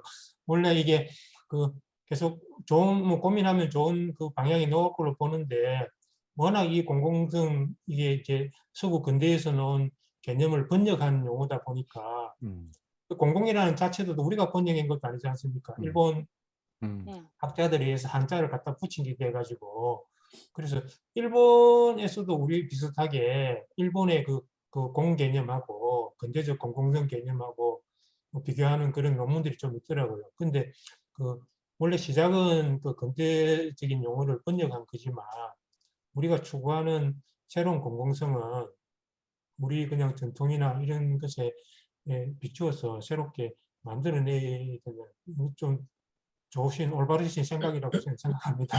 계속 한번 고민 한번 해보시기 바랍니다. 감사합니다. 예. 예, 이웃에 살고 계셨네요. 그리고 저기 말 나온 김에 지금 오마림 선생님하고 조경래 선생님하고 협동조합 그 활동가 실천가시니까 저는 이제 그 활동가는 못 되고 나름 이제 협동조합 이론적으로 협동조합에 대해서 좀 관심이 있어가지고 좀 정리도 하고 그랬는데 그래서 선생님들 좀 제가 오늘 말씀도 드렸지만 협동조합이 두 가지 의미가 있지 않습니까? 엔터프라이즈 의미하고 어소시에이션 의미가 있는데 우리나라의 협동조합은 그동안에 엔터프라이즈 의미가 너무 사람들한테 많이 각인되어 있지 않습니까? 그래서 어소시에이션이라고 하는 이런 어소시에이트에서 탄생한 단체를 어소시에이트 하다는 말이 협동하다, 연대하다라는 말의 다른 표현이지 않습니까? 자발적인 선택에 의해서 단체를 만드는 과정을 어소시에이트 하다라고 이렇게 표현하는데 큰 의미에서 어소시에이션을 통한 민주주의, 어소시에이션 데모크라시 틀 내에서 아주 중요한 섹터를 차지하고 중심이 되는 것이 저는 협동조합이라고 보거든요. 그래서 협동조합 운동의 그런 방향성을 우리나라 소비자 협동조합처럼 이런 이전에 그런 강했던 부분보다 사회적 협동조합, 공익 사회를 지속 협동조합 쪽으로 이렇게 이끌어 나가시면 중요한 그 실천이 됐을 것 같은 생각이 들고 그리고 저희 부산에 협동조합 관련 사회적 협동조합 관련 이런 것 지금 부산시청 담당자 만나서 좀 조사를 하고 보니까 우리나라 어느 지역이나 마찬가지지만 방금 중요한 말씀 해주셨는데 시민사회 운동단체도 막 팽가름이 있잖아요. 이 보수계와 이 진보계. 비슷한 환경운동을 하면서도 이렇게 뿌리가 다르면은 만나지도 않고 잘 쳐다보지도 않고 그렇잖아요. 그래서 주로 사회운동단체들이 진보 쪽의 단체들이 좀 많고 그렇다 보니까 정권 바뀌고 이렇게 하면서 서울시 같은 경우에는 박원순 시장 바뀌고 나서 주초상이 났다는 소리도 들리고 지원금이나 이런 부분에 있어가지고 그런 게 들리는데 저는 공부를 하면서 진보, 우리나라 사회운동에 있어서 진보, 보수, 강변, 저항 이런 팽가름이 제일 해소가 용이한 사회운동의 형태가 협동조합이라고 보거든요. 그런 특히 유럽의 협동조합 운동에서 보면 오랜 동안 거기는 공산당, 사회당도 있고 기독교 자유민주당도 있고 그런 세력들이 굉장히 협동조합 운동이라는 게 협동의 원칙에 당파성을 없애는 데 굉장히 노력해 왔지 않습니까? 그런 전통을 살리면 우리 지역에서 일어나고 있는 지금 사회운동 단체에 있어서의 펜가르기 진보 보수 이런 부분도 협동조합 운동이나 협동조합 정신을 통해 가지고 지역사회 내에서 화합할 수 있는 가능성이 있을 것 같은데 이렇게 생각하면서 부산 지역에도 협동조합하는 사람들끼리 사회적 협동조합하는 사람들끼리 다 나눠져요. 이 진보에서 출발한 사회운동 단체, 이 보수 쪽에서 강변으로 만들어진 단체, 이 좀 이렇게 요구를 하는 입장에서 만든 단체 이렇게 나눠져 가지고 교류도 별로 없고 서로 미워해요. 그래서 그 협력하고 연대하고 협동하는 이런 그게 그 정신이랑 원칙이 아주 중요한데 그런 거는 지금 협동조합 운동하시는 분이 실질적으로 계시니까 협동조합이야말로 그런 연대 협동하는 진보 보수를 가리지 않고 갈 수 있는 중요한 방안이 아닌가. 그 아까 윤남진 선생님도 마찬가지입니다. 그래 지금 그 시장 바뀌고 막 이렇게 그 한다 해가지고 지금 기존에 복지나 뭐 사회보장 이런 뭐 진보 쪽에 토대를 두고 이렇게 생각하는 자체가 그렇지 않은 그런 시민운동 단체들이 그동안에 민주당 시장이 있을 때 그쪽 사람들이 지원을 받고 단체 활성화되고 이런 게 굉장히 안 이롭게 봐온 거예요. 같은 그 활동을 하고 있으면서 그 부분도 우리나라 사회운동에 있어가지고 좀 해결해야 될 중요한 문제인가 하는 생각이 선생님들 이야기 들으면서 활동하는 선생님들 참 여러 가지 힘드시겠다 싶은 생각이 많이 들었습니다. 그러니까 그 부분과 관련해서는 뭐 나중에 한번 심도 있게 좀 논의를 같이 할 필요가 좀 있을 것 같기는 합니다. 예. 그거는 이제 뭐 진보 보수의 문제도 있지만 근원적으로는 저는 자율성과 관련된 문제이고 그다음에 우리 시민운동, 시민사회의 전통이라고 하는 것이 그 민주화운동의 연장선상에서 이루어졌고 민주화운동이라고 하는 것이 주로 국가 개조운동, 국가 만들기 운동과 관련된 아까 이제 교수님 말씀으로는 국가중심주의, 저는 이제 국가주의 이념에 맞닿아 있는 측면이 있어서 그건 좀 전반적으로 우리가 지금 직면해 있는 현실이기도 하기 때문에 어떻게 하면은 스스로 자율성을 확보할 것이냐라고 하는 문제와 긴밀하게 연결돼 있고 우리 시민운동이 갖고 있는 주민지향성보다는 국가지향성, 국가 이념 지향적인 이런 관행 내지는 뭐 이런 타성으로부터 좀 극복해야 될 과제도 동시에 내포되어 있는 문제라고 생각을 합니다. 네, 박정인 지원관님, 뭐 이것 관련해서 좀 글을 좀 쓰셨네요. 예, 말씀을 직접 하시죠. 예, 지원관님. 예, 글을 읽어드릴까요, 그러면?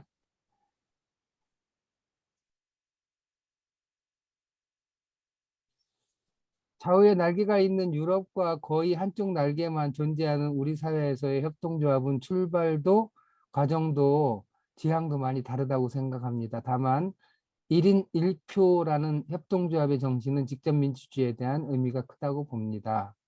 좌우의 논리가 세상의 변화를 만들어냈다기보다는 자유를 지향하는 인간의 본성이 세상의 변화를 이끌었다고 생각합니다.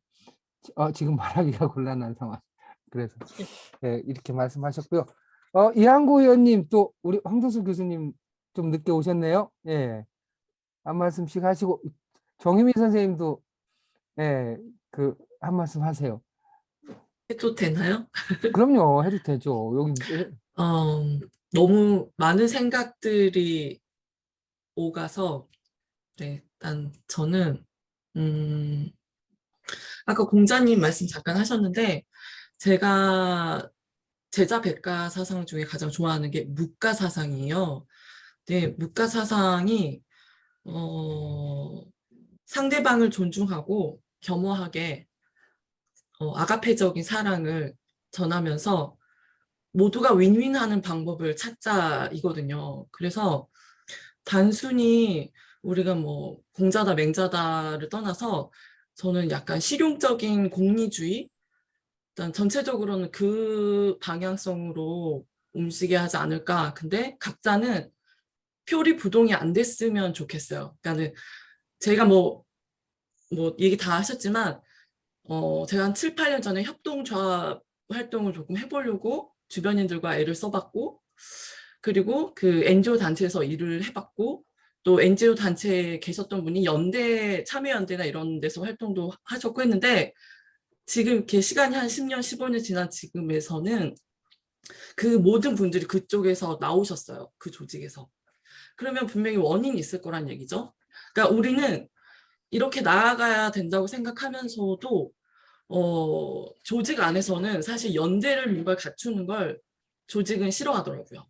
일단 그게 일반적인 조직의 뼈 아픈 얘기야. 한계였던 것 같아요. 네, 일반적인 조직의 한계였고, 그리고 이제 제 동료들이 다 이제 뭐 월드비전, 유네스코, 유니세프 이런 데서 일을 했는데, 그 친구들은 단순한 목표가 여기서 NGO 단체에서 경험을 쌓다가 국제기구 가서 일을 해야겠다였단 말이죠. 그때 당시에는. 그런데 국제기구를 다시 자세히 들여다보니 여기 뭐 똑같이 행정의 확대판인 거예요. 지금 정치 어떤 비효율적인 관료주의에. 그러니까 애들이 다 이제 좌절을 하고 다 떠난 거예요. 네, 그러고 나서 이제 저는 좀 많은 시간 동안 헤맸던 것 같아요. 뭔가 공허함 때문에. 그리고 이제 박태준 소장님과 김경수 이사님을 만나면서 약간 좀 해답을 찾았어요. 그동안에 왜 공허했는지의 원인도 찾았고, 그리고 사실 애써서 관심 갖고 싶어 하지 않았던 것들을 이제 다시 좀 들춰보기 시작했고요. 그리고 이제 어제 좀 늦었지만 드디어 이제 단단한 개인이라는 책을 구매했거든요. 그래서 그 책을 읽으면서도 똑같이 우리가 표리부동이 되지 말아야겠다와, 그리고 아까 왜 당파성 얘기했던 것처럼 관용과 그리고 중도의 마음의 자세로 바라보지 않는다면 저는 변화가 없을 것 같아요. 네, 변화와 발전이 없을 것 같다는 생각을 해봤고요. 지금 이렇게 공부하고 있는 것 자체도 사실 저희는 다 도를 닦고 있는 느낌이에요. 그렇습니다. 네, 우리 정유미 선생님이 동양 철학에 대해서 굉장히 오랜 동안 고민도 하시고 공부도 하셔서 윤남시 선생님하고 같이 만나면 환상적이겠네. 아니, 그 정유미 선생님 말에 진짜 공감 가는 게 우리가 모인 이 사람들만이라도 당파성을 갖지 말아야 된다고 저는 생각해요. 왜 우리가 사실 우리는 지금 그 당파성이 우리의 현실하고 아무 관계가 없는데도, 그러니까 우리 태생이 이제 시민사회, 시민운동 이게 쭉 이어오면서 민주당, 야당하고 관련성이 좀 있다 보니까 그렇게 되는데, 실제로 그러니까 지금의 그 중앙 정치권은 과거에 과거 우리도 민주화운동을 하고 저도 학생운동권이지만은 지금의 민주당과 과거의 학생운동과는 아무 관련이 없다고 저는 단정할 수 있고, 그러한 과거의 연속성의 우리가 그림자를 지금까지 갖고 있는 것은 어떻게 보면 인식의 오류다라고 저는 생각을 해요. 그래서 아무 관련성이 없는 그 상층부의 정쟁, 저는 이제 상층부 정쟁이 너무나 소모적인 그 정쟁에 우리가 줄을 서 있어야 할 이유가 없다라는 생각을 좀 많이 합니다. 예. 예, 좋습니다. 얘기가 점점 커지네요. 조항원 선생님, 예, 안녕하세요. 예, 인사 말씀 겸, 예, 한 말씀 부탁합니다. 제가 깜빡 잊고 늦게 들어와서 죄송합니다. 7시에 들어와야 되는데. 예, 본인 소개도 예, 한 말씀. 네, 여기 고향 파주 응사단에서 활동하고 있고, 예. 그동안에 한 2000년부터 평화운동이랄까 평화 부분에서 여러 가지 활동을 했습니다. 예.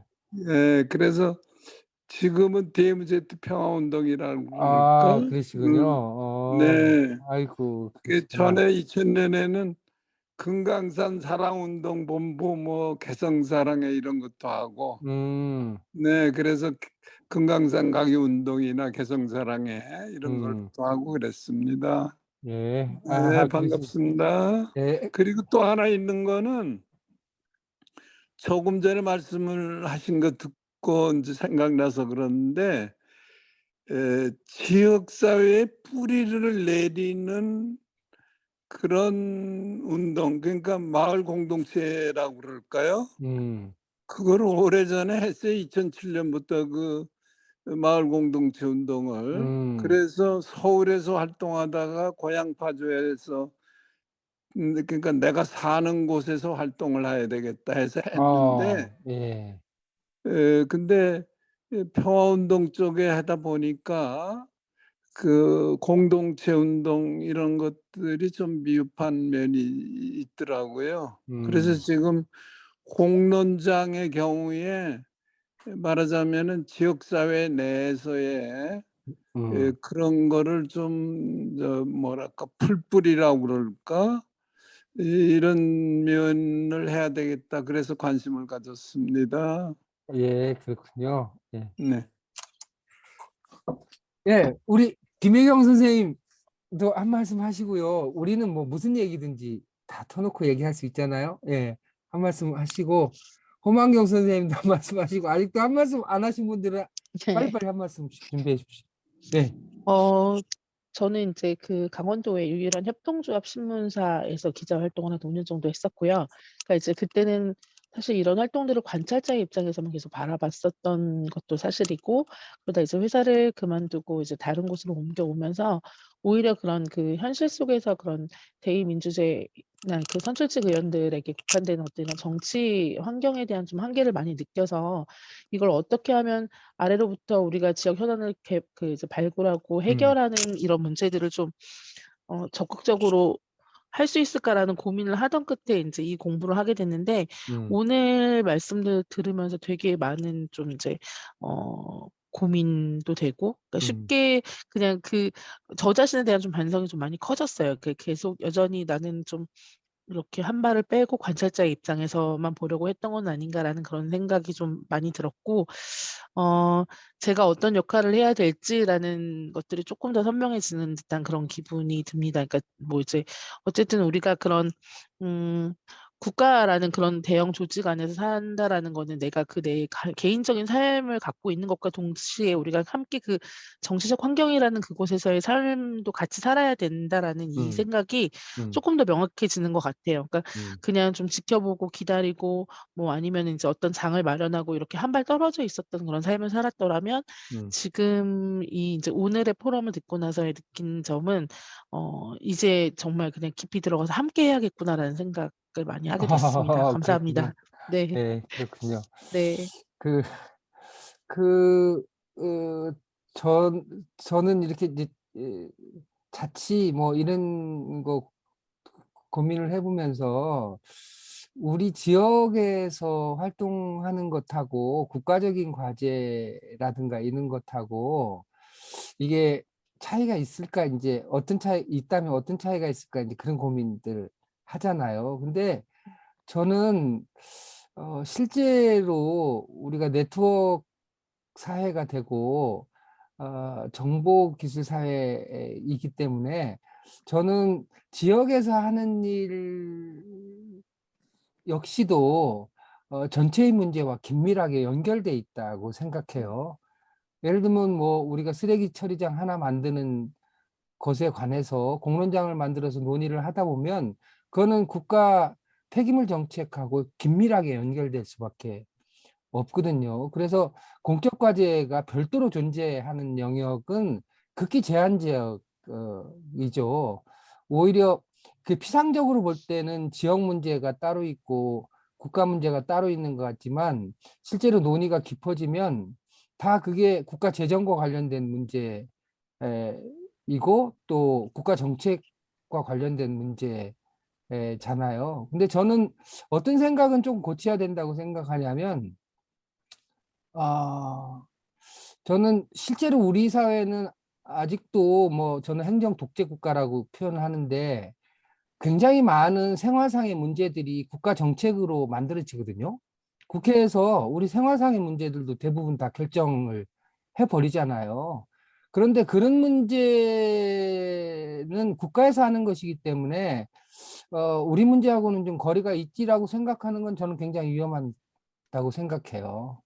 그 가운데 우리 생활과 삶과 직접적으로 연결된 문제가 너무너무 많기 때문에 우리 삶의 문제를 다룰 때도 그런 국가로부터 결정되는 우리 삶에 미치는 문제들에 대해서는 굉장히 촉각을 곤두세우고 있어야만 되지. 이거를 이 말 그대로 공간 개념으로 그냥 축소시켜 버리면은 실제로 너무나 많은 것을 잃게 되고 저는 제대로 된 연대가 어렵다고 생각해요. 자신의 주변에서만 보는 것을 가지고 논의를 하다 보면 실제로 상당히 특수성은 반영될 수 있을지 몰라도 실제로 우리 사회가 함께 해결해야 될 과제는 발견하지 못하는 우를 범하게 될 수 있다고 생각하고, 저는 그게 이렇게 굉장히 그 일본 풀뿌리 민주주의가 돌파하지 못한 지점이라고 생각을 합니다. 그런 점은 좀 그러니까 네. 그 스스로 조금 반성이 된다라는 그런 지점이라면 이제 제가 이제 일을 함으로써 일을 하는 동안에 이제 그 주변에 그러니까 저와 함께하는 뭐 예를 들어서 이제 다른 많은 시민들이라든지 아니면 또 이제 학생들이라든지 저희 이제 속해 있는 어떤 소속된 많은 분들에 대해서 이 부분들에 대해서 교육을 해야 된다라고만 계속 생각을 했던 거예요. 그분들을 함께 이렇게 참여하기 이전에 아직 준비가 안 됐으니까 교육을 받아야 되는 주체라고만 생각을 했다라는 이것이 오늘 좀 많이 반성이 되는 지점이었어요. 그 부분이. 그러니까 뭔가를 자꾸 아직도 여전히 그러니까 '준비가 덜 됐다.'라고 스스로 그렇게 생각하고 '그분들을 교육시켜야 된다.'라고 아, 생각만 하고 있었다는 게 오늘 가장 크게 든 반성이에요. 아, 예. 그 이한구 의원님 뭐 하실 말씀 있으시면은 말씀하시고요. 이제 마지막 기회입니다. 허만경 선생님도 한 말씀 하시고요. 우리 네, 오늘 마지막 저는 뭐 특별히 예. 드릴 말씀은 없고요. 사실은 아까 방금 박 대표님 말씀하신 것처럼 사실은 되게 좀 우리 주변만 가지고 뭔가를 판단하는 거는 사실은 좀 어려운 것 같기는 해요. 근데 이제 우리가 정보라는 것들이 너무 이제 한정돼 있다 보니까 그것들을 중심으로 이제 자기 중심으로 판단할 수밖에 없다는 게 좀 우리가 사실은 가지고 있는 그 한계이긴 한데, 하여튼 좀 더 주변을 많이 살펴보고 좀 더 많은 것들을 공부해야 되겠다는 걸 새삼 좀 느끼게 되는 그런 시간이었던 것 같습니다. 감사합니다. 아, 예. 예. 제가 조금 한 말씀 간단하게. 예, 말씀하십시오. 예. 근데 우리가 보통 저도 이제 그 생각 조금 전에 하신 말씀 관련인데 우리가 시민운동이나 모든 거에 갑질을 너무 많이 하는 것 같아요.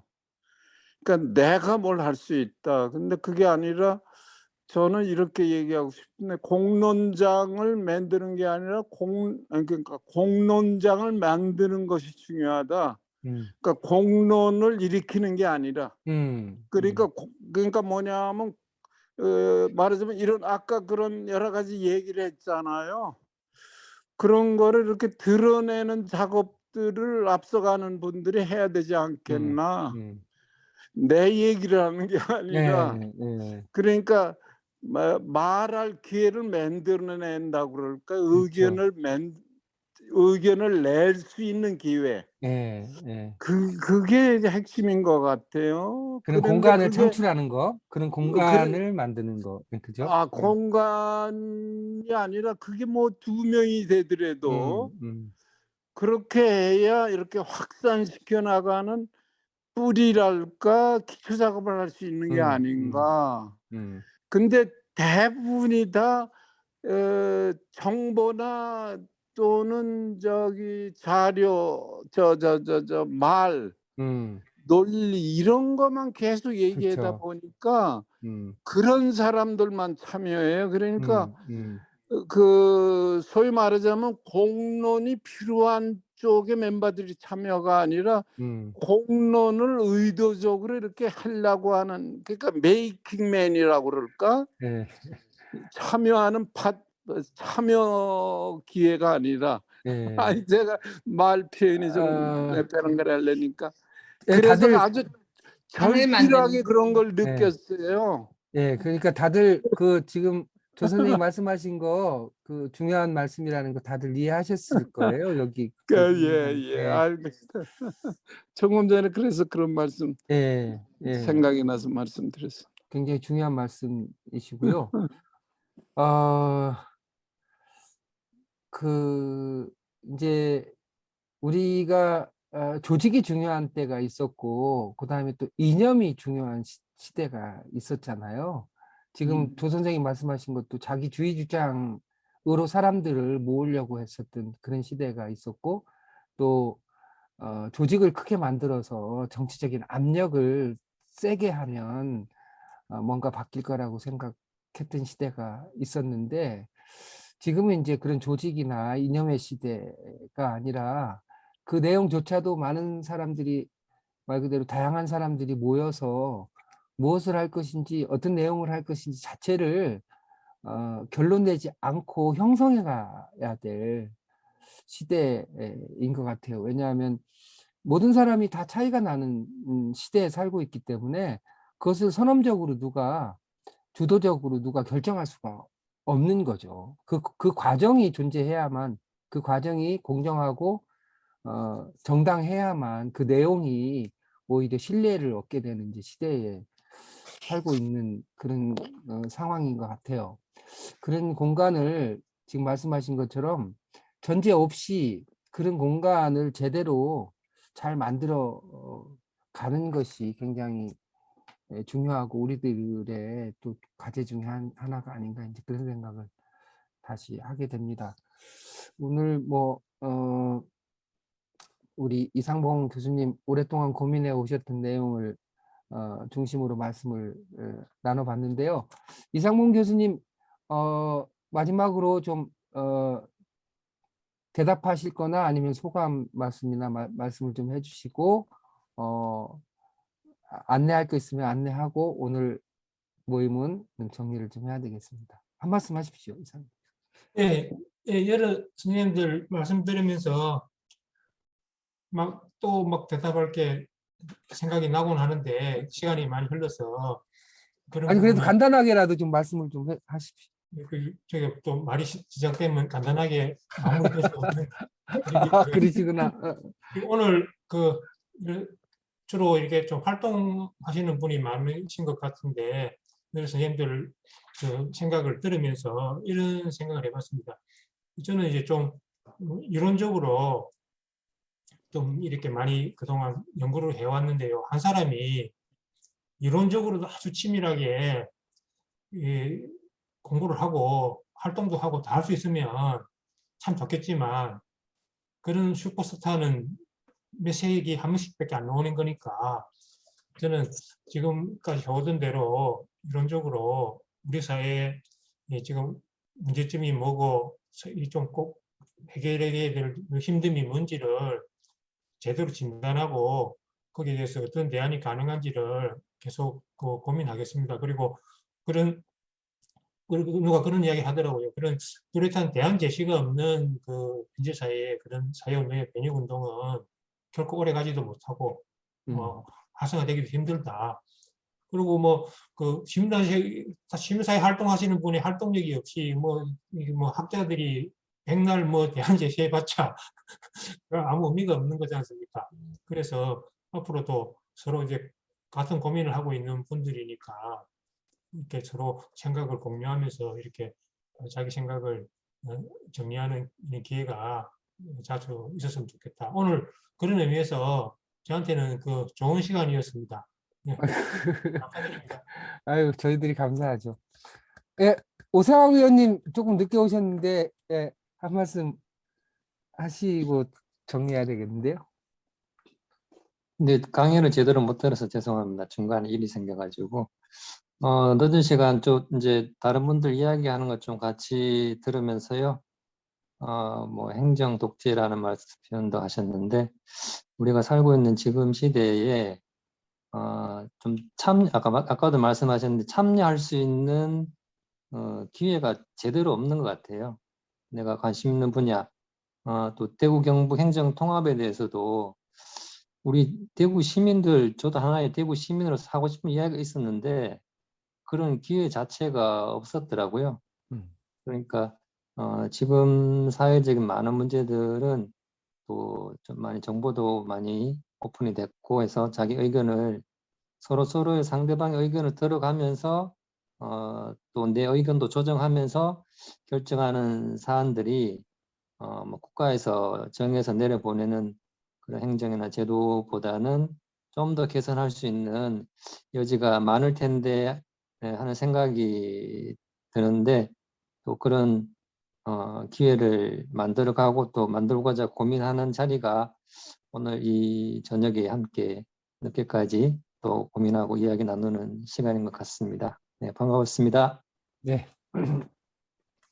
예, 이렇게 해서 올해 그 한 달에 한 번씩 가졌었던 원래 포럼 마지막 회를 정리를 하겠습니다. 내년에는 우리가 여태까지 고민한 것을 기반으로 해서 더 알찬 내용으로 프로그램을 여러분들하고 같이 여러분들의 의견을 묻고 또 같이 상의해서 내년 프로그램을 만들어 가도록 하겠습니다. 근데 이제 대체로 이렇게 역시 많은 분들이 고민하는 내용도 그렇고 어떻게 삶의 현장에서 제대로 내실 있는 공론장을 만들어 갈 것이냐라고 하는 것과 관련된 조금 더 심도 깊은 주제가 되지 않을까 이렇게 예상이 됩니다. 연말인데 그 건강 조심하시고요. 마무리 잘 하시고 일단 원래 포럼은 올해 원래 포럼은 이것으로 마치겠습니다. 원래는 그 1년 동안 해가지고 풀로 참여한 분들한테는 상품을 드리는 건데 올해는 어떻게 어부적 하다 보니까 상품을 준비를 못했어요. 시 한 편 들려드릴까요? 시 한 편 들려드릴까요? 마지막. 마지막으로 그러면 홍련씨입니다. 선물로. 그럽시다. 그렇게 하고 일단 그러면 우리 오마린 그 의원님 선생님 시 한 편을 큰 박수로 청해 듣도록 하겠습니다. 10시가 넘었지만 마지막 갈무리 잘 하시라는 의미로요. 그리고 늘 서로 걱정한다는 의미로 나태주 시인의 멀리서 빈다라는 시를 들려드리겠습니다. 멀리서 빈다 나태주. 어딘가 내가 모르는 곳에 보이지 않는 꽃처럼 웃고 있는 너 한 사람으로 하여 세상은 다시 한번 눈부신 아침이 되고 어딘가 네가 모르는 곳에 보이지 않는 풀잎처럼 숨쉬고 있는 나 한 사람으로 하여 세상은 다시 한번 고요한 저녁이 온다. 가을이다. 부디 아프지 마라. 감사합니다. 와, 굉장히 그 힘과 용기를 주는 굉장히 좋은 시네요. 아쉽지만 오늘은 이렇게 하고 내년에 1월 달에 또 만나도록 합시다. 건강하시고요. 그 이상봉 교수님 너무 감사합니다. 자주 봬요. 자주 연락하고 합시다. 감사합니다. 감사합니다. 조항원 선생님 건강하시고요. 네, 고맙습니다. 강원도의 우리 10명의 여성들 화이팅! G10. 네. 건강하십시오. 감사합니다. 대구 수고하셨습니다. 대구의 투오씨도 투오 의원님 오투입니다. 오투. 오투. 수고하셨습니다. 감사합니다. 수고하셨습니다. 수고하십시오. 김원식 교수님 건강하시고요. 황도수 교수님 건강하시고요. 한 해 오늘 얼굴 잘하십시오. 하정희 정혜미 선생님도. 선생님, 네. 하정희 선생님, 건강하십시오. 네. 김현식 선생님, 김태원 선생님, 다 건강하십시오. 또 뵐게요. 네. 내년에 뵙겠습니다. 네.